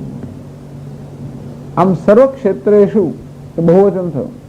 સર્વ ક્ષેત્રેષુ બધા જ ક્ષેત્રોમાં, ક્ષેત્રજ્ઞ એક વચન છે, બધા જ ક્ષેત્રમાં રહેલો ક્ષેત્રજ્ઞ. જો એટલે એમ નક્કી કરી નાખ્યું કે બધા ક્ષેત્રમાં એક જ ક્ષેત્રજ્ઞ રહ્યો છે, અનેક નહીં. અને કોણ છે? મામ વિદ્ધિ, ભગવાન કે છે એક ક્ષેત્રજ્ઞ, બધા જ ક્ષેત્રમાં રહેલો જે એક ક્ષેત્રજ્ઞ છે એ હું છું. આમ ત્રણ વસ્તુ જાણ કે ક્ષેત્રજ્ઞ ક્ષેત્ર કરતા ભિન્ન છે, બધા જ ક્ષેત્રમાં એક ક્ષેત્રજ્ઞ રહેલો છે અને એક ક્ષેત્રજ્ઞ હું છું. આ પ્રકારે જાણ.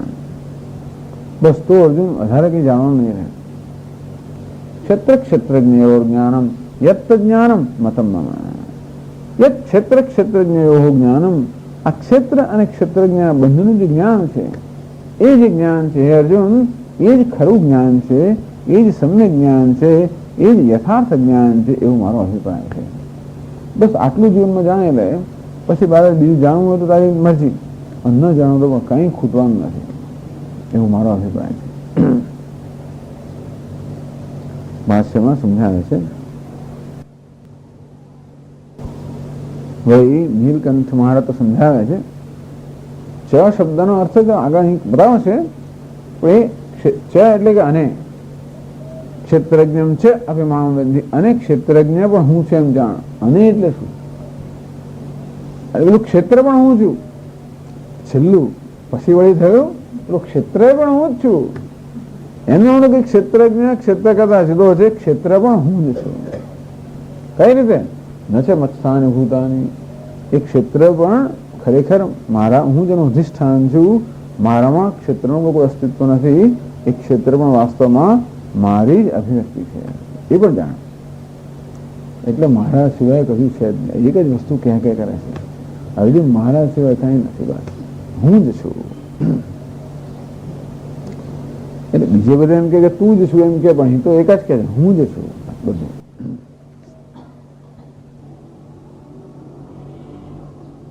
અચ્છા, તો હવે ભાષ્યમાં કહે છે ક્ષેત્રજ્ઞમ યથોક્ત લક્ષણમ ચ અપી માં પરમેશ્વરમ અસંસારિણમ વૃદ્ધિ જાનીહિ સર્વક્ષેત્રેષુ यह क्षेत्रज्ञः ब्रह्मादि स्तंभ पर्यंत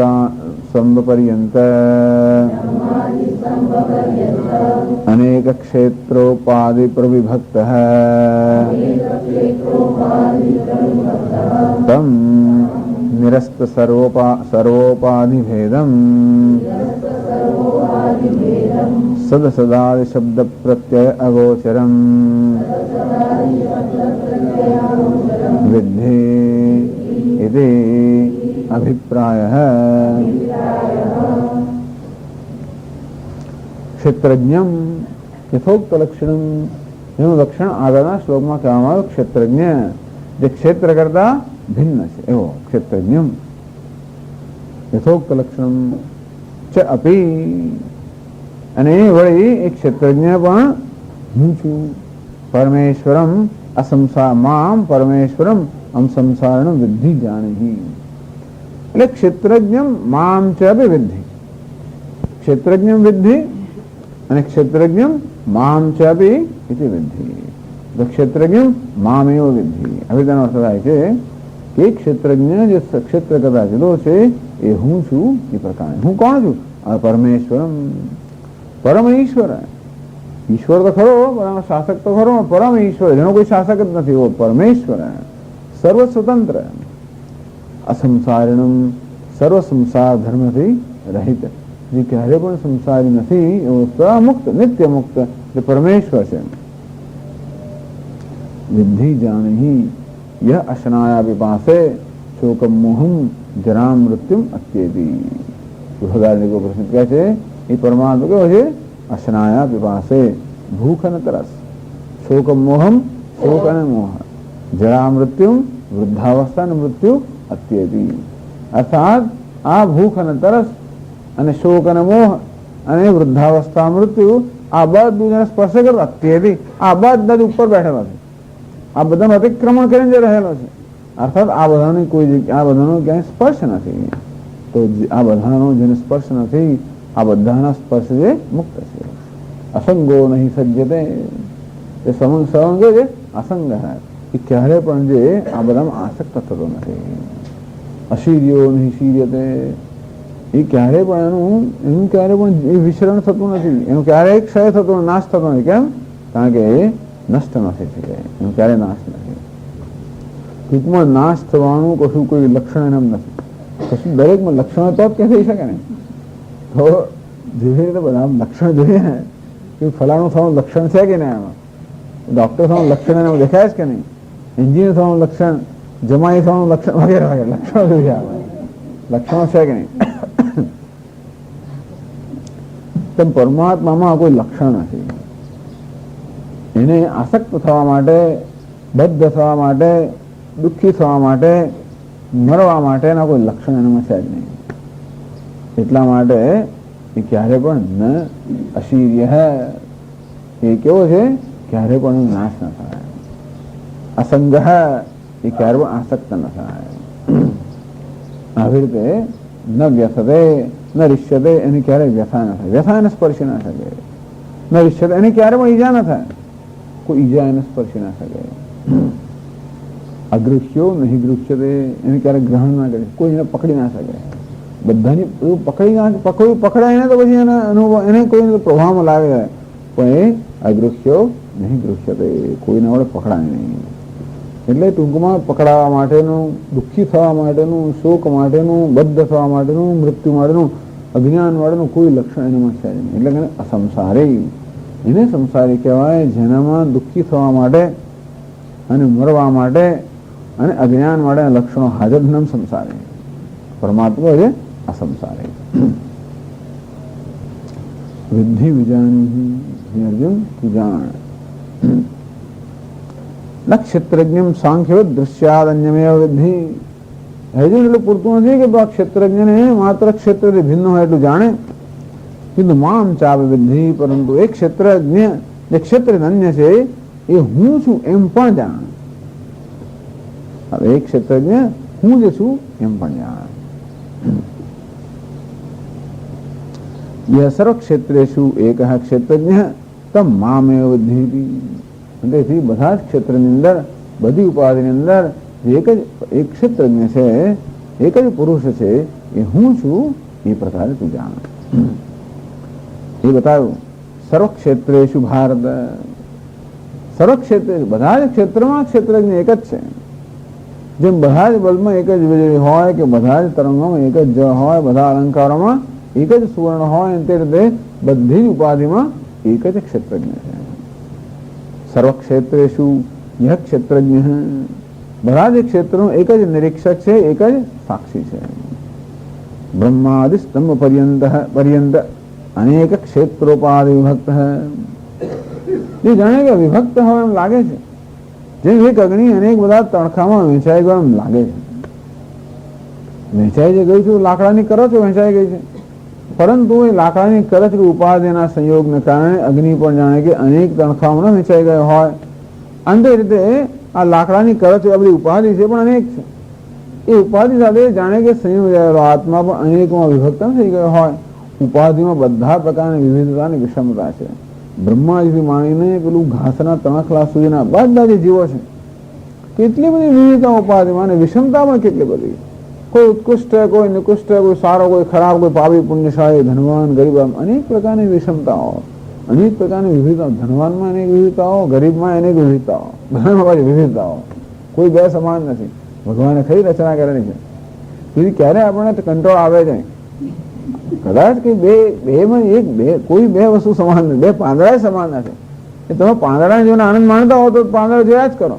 દરેક પાંદડું એકબીજા કદાચ આંગે રેખાઓ જોઈને આનંદ માણતા હોય ઘણા લોકો. જોઈએ ને ચક્ર છે ને શું છે ને શંખ છે ને ક્યાં છે, તો કોઈ બે એક સરખી ના હોય. બાદની જુદી જુદી હોય, દરેકમાં જુદું જુદું હોય. હાથની રેખાઓ આખી જિંદગી જોયા જ કરો ને તમે, દરેકની રેખા જુદી જ હોય કોઈ દિવસ. અને જેટલી વાર જુદી જ દેખાય. પાછી વર્ષ પછી આવે ત્યારે નવું અંદર ફૂટ્યું અંદર પાછું. એટલે કોઈ બે હાથ સરખા ના હોય ને, કોઈ 2 મિનિટે એકબીજા સાથે સરખો ના પાડે. એક નવી રેખા ફૂટી હોય એક વર્ષે, તો રોજ જરા ફૂટતી ત્યારે વર્ષમાં આટલી ફૂટીએ છે. એટલે આપણને કદાચ એમાં પેલો સૂક્ષ્મ ફેરફાર થાય ન જણાતો હોય તો થયા જ કરતા હોય. તો આ રીતે બ્રહ્માદિ સ્તંભ પર્યંત અનેક ક્ષેત્રોપાધિ પરિભક્ત હૈ. આ એક ક્ષેત્રજ્ઞ કે આત્મા જે અનેક બધી ઉપાધિમાં વિભક્ત થઈ ગયો હોય એમ જણાય છે. એ વાસ્તવમાં કેવો છે? નિરસ્ત સર્વોપાધિ ભેદમ. જે વાસ્તવમાં ઉપાધિના બધા ભેદ કરતા મુક્ત છે. ઉપાધિથી થતા બધા ભેદ એમાં નિરસ્ત થઈ ગયા છે. ઉપાધિ જાત જાતના ભેદ, ઉપાધિ અનેક પ્રકારના ભેદ ઉત્પન્ન કરે. કોઈને સુખી દેખાડે, કોઈને દુઃખી દેખાડે, કોઈને ઊંચો દેખાડે, કોઈને નીચું દેખાડે, કોઈને કાળો દેખાડે, કોઈને ગોરો દેખાડે. આ બધા પ્રકારના ભેદ નો અસ્ત થઈ ગયો છે. નિશ્ચય નષ્ટે અસ્ત. અસ્ત એટલે સૂર્યનો અસ્ત થઈ જાય તેમાં બધી ઉપાધિના ભેદનો અસ્ત થઈ ગયો છે. ઉપાધિના ભેદરૂપી સૂર્ય જે અસ્ત થઈ ગયો છે. ન્યસ્ત સર્વોપાધિ ભેદમ. આ બધા ઉપાધિના ભેદ લીન થઈ ગયા છે, નષ્ટ થઈ ગયા છે. એ કેવો છે? એનું વર્ણન કયા શબ્દમાં થાય? સત અસદાદિ શબ્દ પ્રત્યય અગોચરમ. કોઈ શબ્દથી જેનું વર્ણન ના થઈ શકે. આધ્યમાં જ કહેવામાં આવશે. સત્પન્ના સદુચ્યતે. એને સત પણ ન કહેવાય, અસત પણ ન કહેવાય. આમ સત એટલે કે છે, અસત એટલે કે નથી. સત એટલે કે સ્થૂળ, અસત એટલે સૂક્ષ્મ. સત એટલે કાર્ય, અસત એટલે કારણ. આવા કાર્ય, કારણ, સ્થૂળ, સૂક્ષ્મ, સાચું, ખોટું, છે, નથી, એવા એકેય શબ્દોને મર્યાદામાં જ નથી. કોઈ પણ એક શબ્દ એવો નથી, એકેય શબ્દ એવો નથી. અરે બ્રહ્મ પણ એવો શબ્દ નથી જે આ તત્વનું યથાર્થ વર્ણન કરી શકે. અર્થાત કોઈ પણ શબ્દની મર્યાદામાં જ આવી ન શકે. જો શબ્દની મર્યાદામાં આવે તો ખ્યાલની મર્યાદામાં પણ આવે. અંતો વસ્તુ મર્યાદિત હોવાથી સદસત આદિ શબ્દ પ્રત્યય અગોચરમ. જે શબ્દ પ્રત્યય જ્યારે પણ શબ્દનું ઉચ્ચારણ કરવામાં આવે ત્યારે મને ખ્યાલ જન્માવે. આમ ઘણો એ શબ્દનું ઉચ્ચારણ થાય એટલે એને અનુરૂપ એક ખ્યાલ જન્મે. એને પ્રત્યય કહે છે સંસ્કૃતમાં. શબ્દ અને પ્રત્યય કે શબ્દ અને શબ્દનો વિષય જે કહો તો શબ્દ અને શબ્દ જન્મતા ખ્યાલ આ બધાની મર્યાદાથી પડે. ટૂંકમાં એક ક્ષેત્રજ્ઞ એ કોઈ ખ્યાલ પણ ના હોય કે મનમાં કોઈ ખ્યાલ ના આપણે કે આ ક્ષેત્રજ્ઞ છે તો કે પણ નહીં. સર્વ શબ્દ અને શબ્દથી જન્મતા ખ્યાલથી જે પર છે એવું જે હું છું, હું નારાયણ, પરમેશ્વર, અસંસારી, બધી ઉપાધિમાં હોય એમ જણાતો છતાં પણ બધી ઉપાધિના ધર્મથી રહિત, જેનું કોઈ શબ્દ કે ખ્યાલથી જેને માપી ન શકાય એવો પરમાત્મા સર્વ ક્ષેત્રની અંદર હું એક છું. એ અર્જુન એ પણ તું જાણ. પહેલા એમ જાણ કે આ ક્ષેત્રજ્ઞ ક્ષેત્ર કરતા જુદો છે, અને એમ પણ જાણે કે દરેક ક્ષેત્રમાં એક જ ક્ષેત્રજ્ઞ છે અને એ પરમાત્મા છે.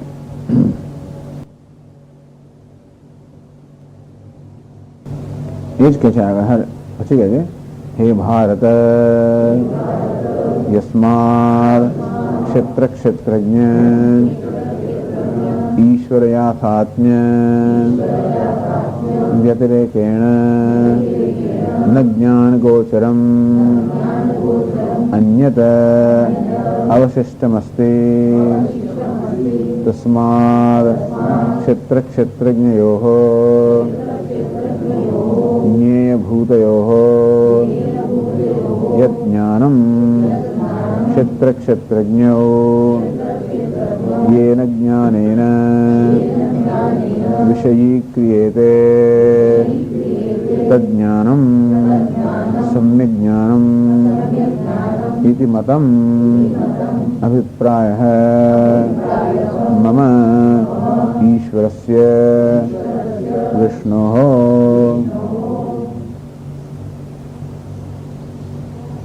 हे भारत યસ્માત કારણ કે પછી ભગવાન બીજી પંક્તિમાં કહે છે ક્ષેત્ર ક્ષેત્રજ્ઞયો જ્ઞાનમ યત્ત જ્ઞાનમ મતમ મમ. હે અર્જુન, આ ક્ષેત્ર અને ક્ષેત્રજ્ઞનું જે જ્ઞાન છે બસ એ જ જ્ઞાન છે, સાચા અર્થમાં એ જ જ્ઞાન છે એવો મારો અભિપ્રાય છે. એ સમજાવે આ ભાષામાં સમજાવું. હે ભારત, એવું કેમ કરું? બસ ક્ષેત્ર અને ક્ષેત્રજ્ઞ જાણી રહ્યા પછી બસ બીજું કંઈ ન જાણવાની જરૂર જ નથી. એવું કેમ? યસ્માત ક્ષેત્ર ક્ષેત્રજ્ઞ ઈશ્વર યથાત્મ્ય વ્યતિરેકેણ. ત્રણ વસ્તુ છે આમાં. ક્ષેત્ર ક્ષેત્રજ્ઞ અને ઈશ્વર બંનેથી પર. ક્ષેત્ર ક્ષેત્રજ્ઞ બેથી પર ઈશ્વર. બસ યથાર્થ. અમે પેલા ઈશ્વરને જાણીએ નહીં તો ક્ષેત્ર ક્ષેત્રજ્ઞ યથાર્થ જાણે કહેવાય જ નહીં. મેરું ક્ષેત્ર ક્ષેત્રજ્ઞ જાણીએ એટલું પૂરતું નથી. પણ બધા ક્ષેત્રજ્ઞનો આત્મા એક જ છે. અર્થાત બધા જ ક્ષેત્રજ્ઞ એક જ છે અને પરમાત્મા છે. એ જ જાણીએ તો જ આ યથાર્થ જ્ઞાન કહેવાય. યસ્માત ક્ષેત્ર ક્ષેત્રજ્ઞ ઈશ્વર યાથાત્મ્ય વ્યતિરેકેણ. યાથાત્મ્ય એટલે શું? જે છે તેવા જાણું નામ યાથાત્મ્ય. યથા આત્મા, યથા સ્વરૂપ, એનું સ્વરૂપ જેવું છે એ જ જાણવું નામ છે યાથાત્મ જ્ઞાન. યાથાત્મ્ય વ્યતિરેકેણ ન જ્ઞાન ગોચર મન્યદ અવશિષ્ટમસ્તિ. એ સિવાય જ્ઞાનનો વિષય બની શકે એવું જગતમાં બીજું કશું રહ્યું નહીં. એ સિવાય છે શું? ક્ષેત્ર છે, ક્ષેત્રજ્ઞ છે ને પરમાત્મા છે. એ ત્રણ સિવાય જગતમાં કંઈ છે જ નહીં. આ ત્રણને સારી રીતે જાણી લીધા પછી કશું જાણવાનું બાકી રહેતું નથી. એવું હોવાને કારણે ભગવાન કહે તસ્માત ક્ષેત્ર ક્ષેત્રજ્ઞયો. આ ક્ષેત્ર જે ક્ષેત્રજ્ઞ છે જ્ઞેયભૂતયો, જે બંને જ્ઞાનના વિષયો છે જેને જાણવાના છે, તયો ય જ્ઞાનમ, તો આ ક્ષેત્ર અને ક્ષેત્રજ્ઞનું જે જ્ઞાન છે તો જે જ્ઞાન વડે ક્ષેત્ર અને ક્ષેત્રજ્ઞને એમના યાથાત્મ્યને જાણવામાં આવે છે તજ્ઞાનમ સમ્યક જ્ઞાનમ. એ જ જ્ઞાન જે છે એ જ સાચું જ્ઞાન છે. બાકી બધું આપણી પાસે જ્ઞાન હોય ને આ ના હોય તો કેમ નારદ મુનિ સનત કુમારજીને કહે, સનત કુમાર કે પહેલા તમને શું શું આવડે છે મને કહો.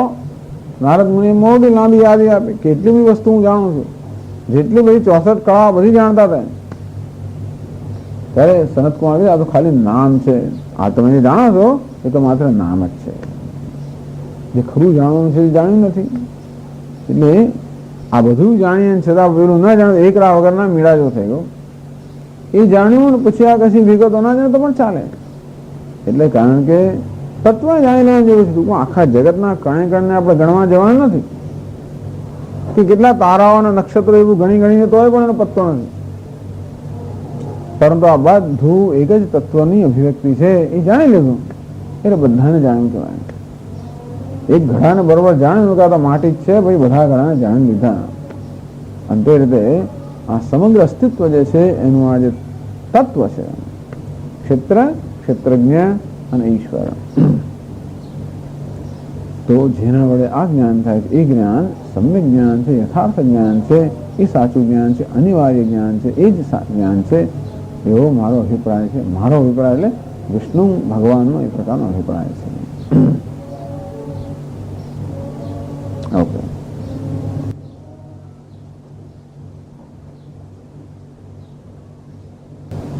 ઓમ પૂર્ણમદ પૂર્ણમિદં પૂર્ણાત પૂર્ણમુદચ્યતે પૂર્ણસ્ય પૂર્ણમાદાય પૂર્ણમેવાવશિષ્યતે. ઓમ શાંતિ શાંતિ શાંતિ.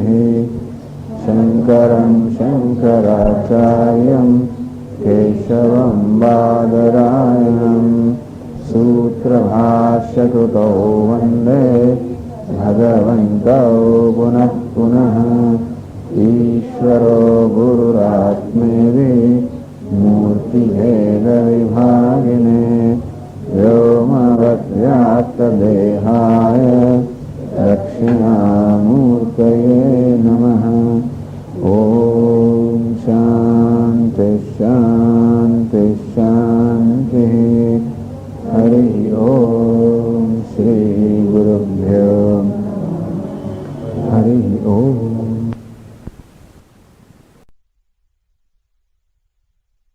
ઓમ નારાયણઃ પરો વ્યક્તાत्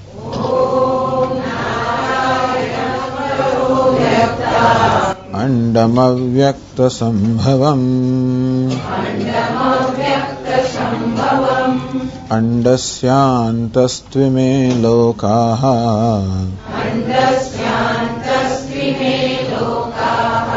સપ્તદ્વીપા ચ મેદિની. શ્રી ભગવાનુવાચ ઇદં શરીરં કૌન્તેય ક્ષેત્રમિત્યભિધીયતે. એતદ્યો વેત્તિ तं પ્રાહુઃ ક્ષેત્રજ્ઞ ઇતિ તદ્વિદઃ. ક્ષેત્રજ્ઞં ચાપि માં વિદ્ધિ સર્વક્ષેત્રેષુ ભારત. ક્ષેત્રક્ષેત્રજ્ઞયોર જ્ઞાનમ યત્તજ્ઞાનમ મતં મમ.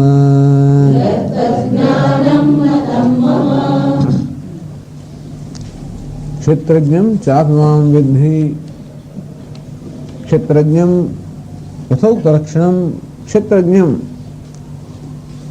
એતદ્યો વેત્તિ तं પ્રાહુઃ ક્ષેત્રજ્ઞઃ. એ અર્થાત આ શરીરનો જે જ્ઞાતા છે એને વિદ્વાન લોકો ક્ષેત્રજ્ઞ કહે છે. ક્ષેત્રમ જાનાતિ. તો પહેલા તો હે અર્જુન, આ શરીરને ક્ષેત્ર કહેવામાં આવે છે અને શરીરનો એક જ્ઞાતા છે એ ક્ષેત્રજ્ઞ કહેવાય છે. એટલે કે આ ઉપાધિમાં જ પહેલા તો બે તત્વ રહેલા છે, ક્ષેત્ર અને ક્ષેત્રજ્ઞ.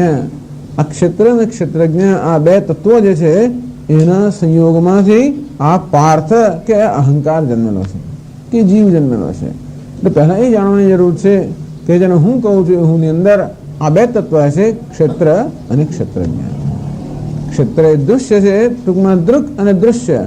આ દ્રષ્ટા અને દૃશ્ય બેનો વિવેક ન થવાને કારણે અહંકાર જન્મેલો છે. તો અહંકારમાં બે અંશ રહેલા છે, દ્રષ્ટા અને દૃશ્ય. ઇદમ શરીરમ કૌંતેય ક્ષેત્રમ દૃશ્યમ ઇતિ અભિધીયતે. કે અર્જુન, આ જે શરીર છે અર્થાત સ્થૂળ સૂક્ષ્મ દેહ એક ક્ષેત્ર છે, દૃશ્ય છે, અને એનો એક દ્રષ્ટા છે જે આ શરીરને જાણે છે. આપાતતલ મસ્તકમ, પગથી માંડીને પગની પાણીથી માંડીને મસ્તક સુધી આ દેહને સ્વાભાવિક રીતે જાણનાર, એનાથી એના અનુભવ કરનાર, અથવા એનાથી સભાન, અથવા તો આ દેહને બ્રહ્મરૂપે જાણનાર કોઈ પણ રીતે એ જે છે એ ક્ષેત્રજ્ઞ છે. તો પહેલા આ જ્ઞાનની જરૂર છે. બીજું, ક્ષેત્રજ્ઞમ ચાપિમામ વિદ્ધિ સર્વક્ષેત્રેષુ ભારત. સર્વક્ષેત્રેષુ ક્ષેત્રજ્ઞમ. બોલે હે અર્જુન, બધા જ ક્ષેત્રમાં ક્ષેત્રજ્ઞ એક જ છે. આ ઉપાધિ અંદર એક ક્ષેત્રજ્ઞ છે જે ક્ષેત્ર કરતા ભિન્ન છે, અને બધા જ ક્ષેત્રની અંદર એક ક્ષેત્રજ્ઞ એક જ છે. ચાપિમામ વિદ્ધિ, અને તે હું છું. આમ ત્રણ વસ્તુ કહી. ક્ષેત્ર કરતા ક્ષેત્રજ્ઞ ભિન્ન છે એનો દ્રષ્ટા છે, અને એક ક્ષેત્રજ્ઞ સર્વ ક્ષેત્રમાં એક જ છે. આ ચાલે છે પેલું? થોડુંક નીચે કરવાની જરૂર છે. અને એક ક્ષેત્રજ્ઞ, બધા જ ક્ષેત્રમાં એક ક્ષેત્રજ્ઞ હું છું. મામ પરમેશ્વરમ અસંસારણ વિદ્ધિ. હું પરમેશ્વર અસંસારી અર્થાત સર્વ સંસારના ધર્મથી અતીત, સર્વ ધર્મ સંસારના ધર્મથી અસ્પૃષ્ટ. હવે જેને સંસારના કોઈ પણ ધર્મ સ્પર્શ ન કરી શકે, જરા મૃત્યુ શોક મોહ આશના પીપાસા, આ સર્વ સંસારના ધર્મથી સ્પૃષ્ટ એવો અસંસારી જે પરમાત્મા હું છું એ જ સર્વ ક્ષેત્રમાં રહેલો ક્ષેત્રજ્ઞ છું. ઇતિ વિદ્ધિ સર્વ ક્ષેત્રેષુ બ્રહ્માદિ સ્તંભ પર્યંત અનેક ક્ષેત્રોપાધિ પ્રવિભક્ત હૈ. આ એક જ ક્ષેત્રજ્ઞ જાણે કે અનેક ઉપાધિમાં પ્રવિભક્ત સ્વયં જણાય છે. આમ વિભક્ત બ્રહ્માજીથી માંડીને ઘાસના એક તણખલા સુધી જે બધા જીવો છે એ બધી જ ઉપાધિમાં જાણે કે જુદા જુદા આત્મા રહ્યા હોય કે ક્ષેત્રજ્ઞ રહ્યા હોય એમ ભાસે છે. પરંતુ જે એક હોવા છતાં પણ ઉપાધિના ભેદને કારણે જાણે કે અનેક રીતે પ્રવિભક્ત થઈ ગયેલો જણાય છે. એવું જ ક્ષેત્રજ્ઞ છે. નિરસ્ત સર્વોપાધિ ભેદમ, જે સ્વયં આ બધા ઉપાધિના ભેદથી રહિત છે. સદસાદિ શબ્દ પ્રત્યય અગોચરમ, અને જેના વડે સત કે અસત, સ્થૂળ કે સૂક્ષ્મ, કાર્ય કે કારણ છે કે નથી એવો કોઈ શબ્દ કે એને શબ્દ સાથે સંકળાયેલો કોઈ ખ્યાલ, તો કોઈ શબ્દ અને ખ્યાલ એ બંનેથી જે પર છે. વિદ્ધિ હે અર્જુન, એવો હું આ સર્વ ક્ષેત્રમાં રહેલો ક્ષેત્રજ્ઞ છું, આત્મા છું. ઇતિ વિદ્ધિ. હે ભારત, યસ્માત ક્ષેત્ર ક્ષેત્રજ્ઞ ઈશ્વર યાથાત્મ્ય વ્યતિરેકેણ ન જ્ઞાન ગોચરમ અન્યદ અવશિષ્ટમ અસ્તિ. કારણ કે ક્ષેત્ર, ક્ષેત્રજ્ઞ અને ઈશ્વર, આ ત્રણ ક્ષેત્ર ક્ષેત્રજ્ઞ. પહેલા ક્ષેત્રજ્ઞને ક્ષેત્ર કરતા ભિન્ન માનવો અને જાણવો, અને પછી એક ક્ષેત્રજ્ઞ ઈશ્વર જાણવો. બસ આ જ ત્રણ વસ્તુ જાણવાની. આ ક્ષેત્ર, એના કરતા જુદો ક્ષેત્રજ્ઞ, અને એક ક્ષેત્રજ્ઞ ઈશ્વર છે.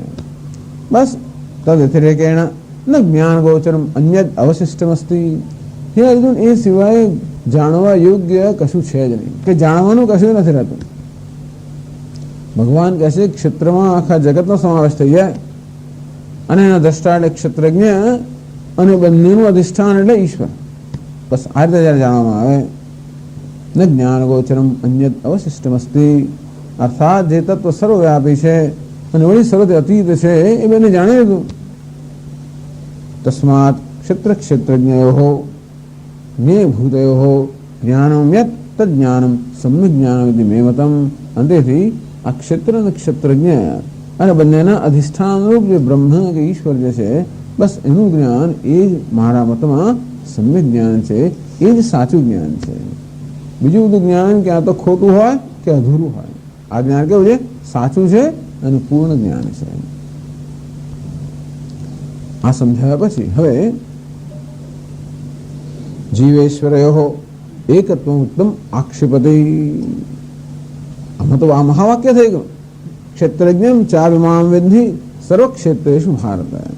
એ ભારત બધા જ ક્ષેત્રમાં બધી જ ઉપાધિમાં રહેલા જે ક્ષેત્રજ્ઞ છે તે હું છું, એટલે કે તું હું છું. મહાવાક્ય થયું એટલે કે જીવ અને ઈશ્વર કે જીવ અને બ્રહ્મ એક જ છે. આ પ્રકારે જીવ અને બ્રહ્મનું ઐક્ય આ બંને શ્લોકોમાં થઈને કહેવામાં આવે.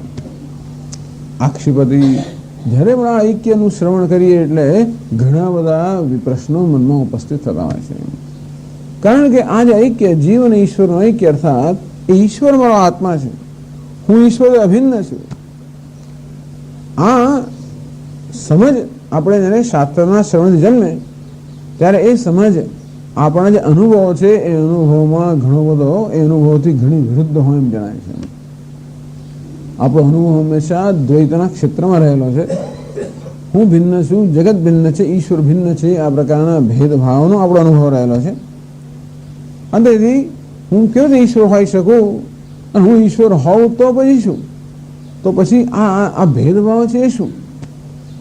એટલે આવું ઐક્ય પણ છે અને ભેદ પણ છે. ભેદ એ અનુભવનો વિષય છે અને ઐક્ય એ શાસ્ત્રથી પ્રતિપાદિત વિષય છે. તો બંને વચ્ચે સમન્વય કેમ કરવો?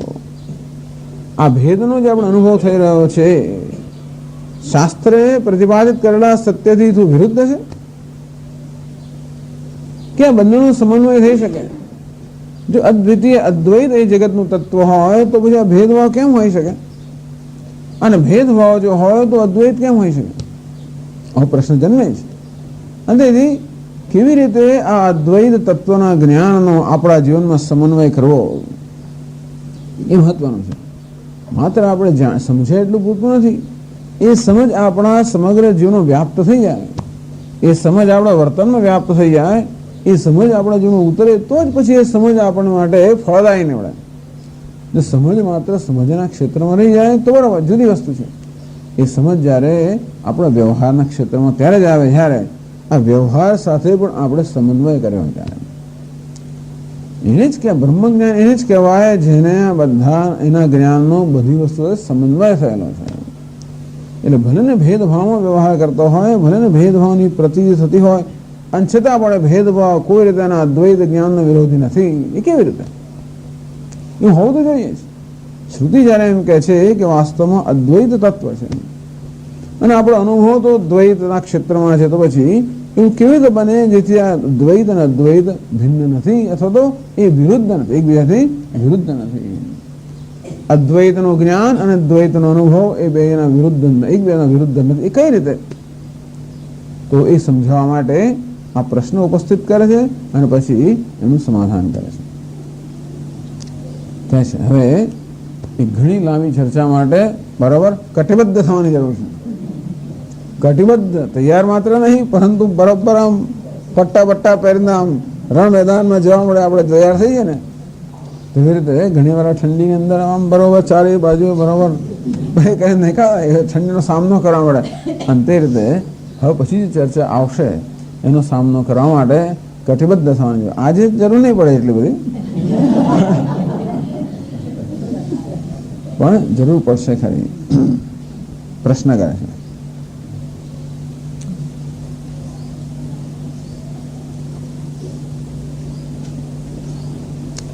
નનુ સર્વક્ષેત્રેષુ એક એવ ઈશ્વરઃ નાન્યઃ તદ્વ્યતિરિક્તઃ ભોક્તા વિદ્યતે ચેદ તતઃ ઈશ્વરસ્ય સંસારિત્વં પ્રાપ્તં ઈશ્વર વ્યતિરેકેણ વા સંસારિણઃ અન્યસ્ય અભાવાદ સંસાર અભાવ પ્રસંગઃ.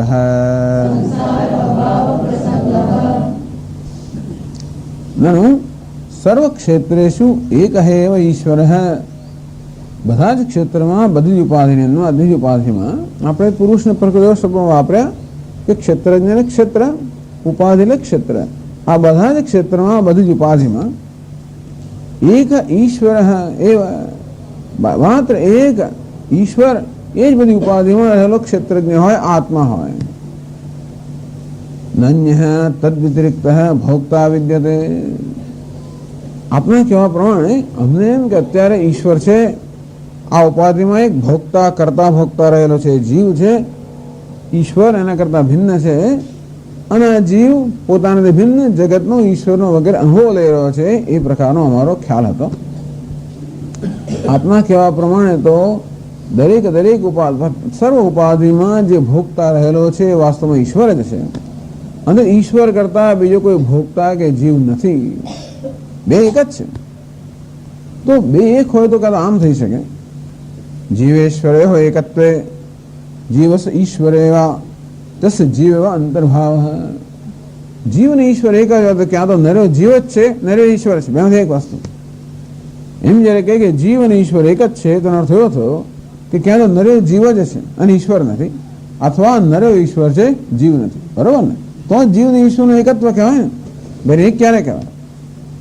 બંને એક જ. રાજા અને ભિખારી એક જ છે. એમ જયારે આપણે કહીએ ત્યારે ક્યાં તો રાજા છે, ક્યાં તો ભિખારી છે, તો જ રાજા અને ભિખારી હોઈ શકે. તો જીવ અને ઈશ્વર બંને એક જ હોય તો એનો અર્થ એવો સમજવાનો ક્યાં તો જીવ જ છે અથવા ઈશ્વર જ છે. તો બંને રીતે પ્રશ્ન છે. જીવસ્ય પરસ્માદન્યત્વ ભાવે સંસારસ્ય નિરાલંબનત્વનુવત્યા પરસ્યૈવ તદાશ્રયત્વ પ્રસંગાત. તો જીવ ને ઈશ્વર એક જ હોય, એનો તો માત્ર ઈશ્વર જ હોય, જીવ નથી. એટલે માત્ર પરમાત્મા જે કે છે જેને આપણે ભોગતા કહીએ છીએ એ તો સંસારી હોય ના શકે. જીવ એટલે ક્ષેત્રજ્ઞમ ચાપી મામ અસંસારિણમ પરમાત્માનમ મામ વિદ્ધિ. હું પરમાત્મા અસંસારી છું, એ જ સર્વ ક્ષેત્રમાં રહેલો ક્ષેત્રજ્ઞ છે. ભગવાન આપ જ જો હો અને જીવ નામની કોઈ વસ્તુ હોય જ નહીં, એનો અર્થ એ કે સંસારી નામની કોઈ વસ્તુ નથી. પરમાત્મા જો સર્વ ક્ષેત્રમાં રહેલો હોય તો પરમાત્મા અસંસારી છે. અને તેથી અસંસારી નામની જો કોઈ વસ્તુ ન હોય તો, અથવા એમ કહ્યું હોય કે જો નરો જીવ જ છે, એટલે જીવ જો એટલે પરમાત્મા જીવ બની ગયો એમ જો કહેવા માંગીએ તો એનો અર્થ એ થયો કે એ પરમાત્મા સંસારી બની ગયો. બે તકલીફ થાય.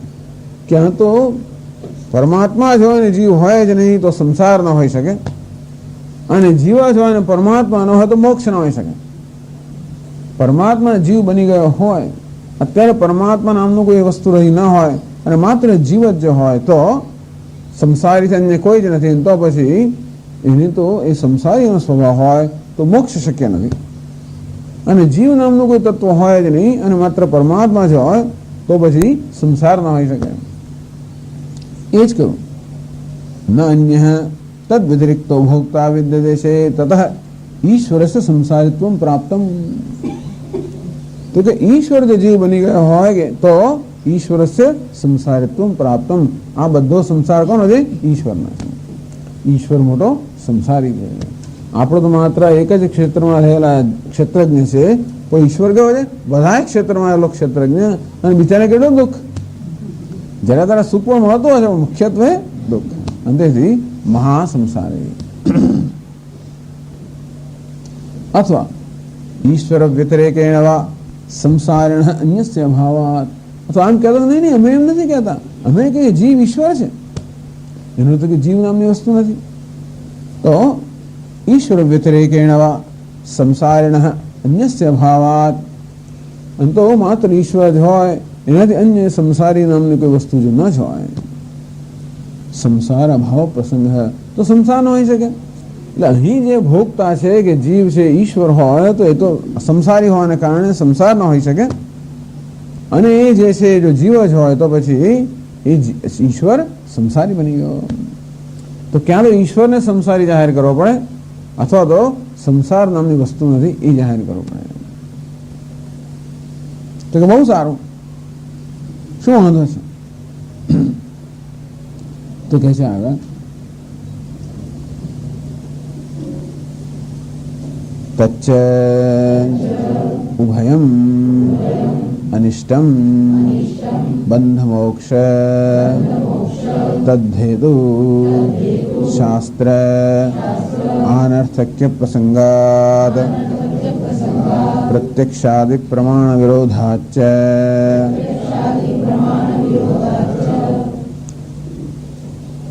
ईश्वर जीव बनी गयो होय अने ते संसारी बनी गयो होय अथवा जीव नामनी वस्तु होय ने नरो ईश्वर जो होय तो संसार न होय तो लोग सारू शू खोटू तो ना ना बरोबर नहीं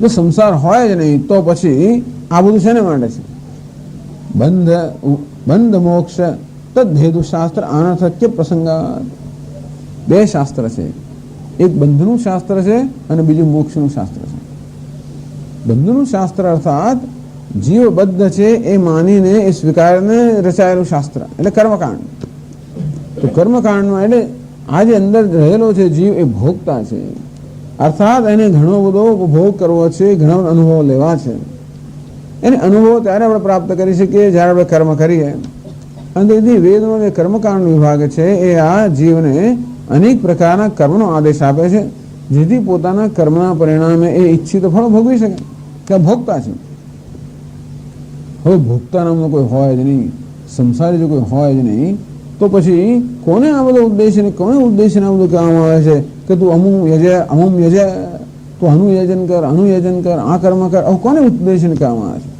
ईश्वर जो हो तो संसार नहीं तो इन्हें कहવાનો अर्थ नहीं कि तो आम करवानो पेलू कर्म करो एनो अर्थ है कि जो संसार न होय तो कर्मकांड नामનું જે શાસ્ત્ર છે એનો કોઈ અર્થ ના રહે ये मोक्ष शास्त्र પણ ના રહે मोक्ष કોને માટે तो मुक्त થવા પણ કોઈ ઈચ્છે નહીં કારણ કે ઈશ્વર નિત્ય મુક્ત છે એ નિત્ય મુક્ત સર્વના આત્મા હોય તો મુક્તિની કોઈ આવશ્યકતા રહે જ નહીં તો પછી જે મોક્ષ શાસ્ત્ર છે જેમાં જીવને બંધનમાંથી મુક્ત કરાવવાનો ઉપદેશ કરવામાં આવે છે ये मोक्ष शास्त्र में कोई सार्थकता रहे नहीं, ये बड़ा अनर्थक बन जाए।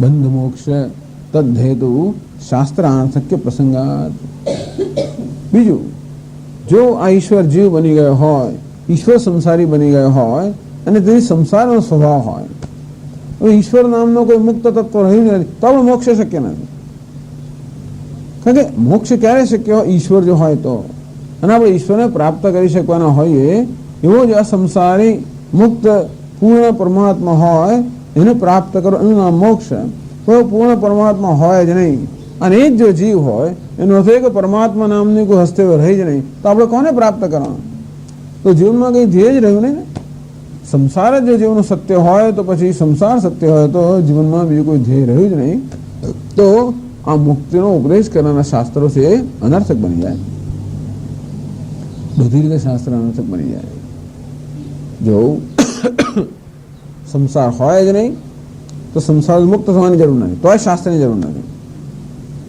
અને સંસાર જ હોય તો સંસાર મુક્ત થઈ ના શકાય તો પણ શાસ્ત્ર અનર્થક છે સંસાર હોય અને મુક્ત થઈ શકાતું હોય તો શાસ્ત્રની સાર્થકતા છે ને સંસાર પણ હોય અને મુક્તિ પણ હોય તો શાસ્ત્રની સાર્થકતા છે પણ નરો જીવ જ હોય અને ઈશ્વર ન હોય તો મુક્તિ નથી સંસાર છે પણ મુક્તિ નથી અને નરો ઈશ્વર છે અને જીવ નથી તો મુક્તિ છે પણ સંસાર નથી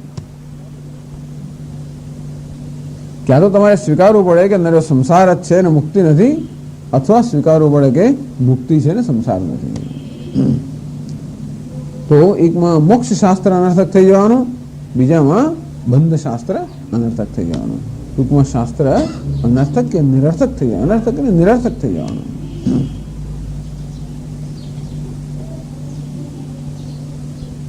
તો ભલે થઈ જાય શું વાંધો છે કે નહીં આપણો જે અનુભવ છે એનો શું એટલે કયું પ્રત્યક્ષાદિ પ્રમાણ વિરોધાત છે તો રોજ રોજ સંસારનો અનુભવ કરીએ છીએ એનો શું સંસારનો અનુભવ કરીએ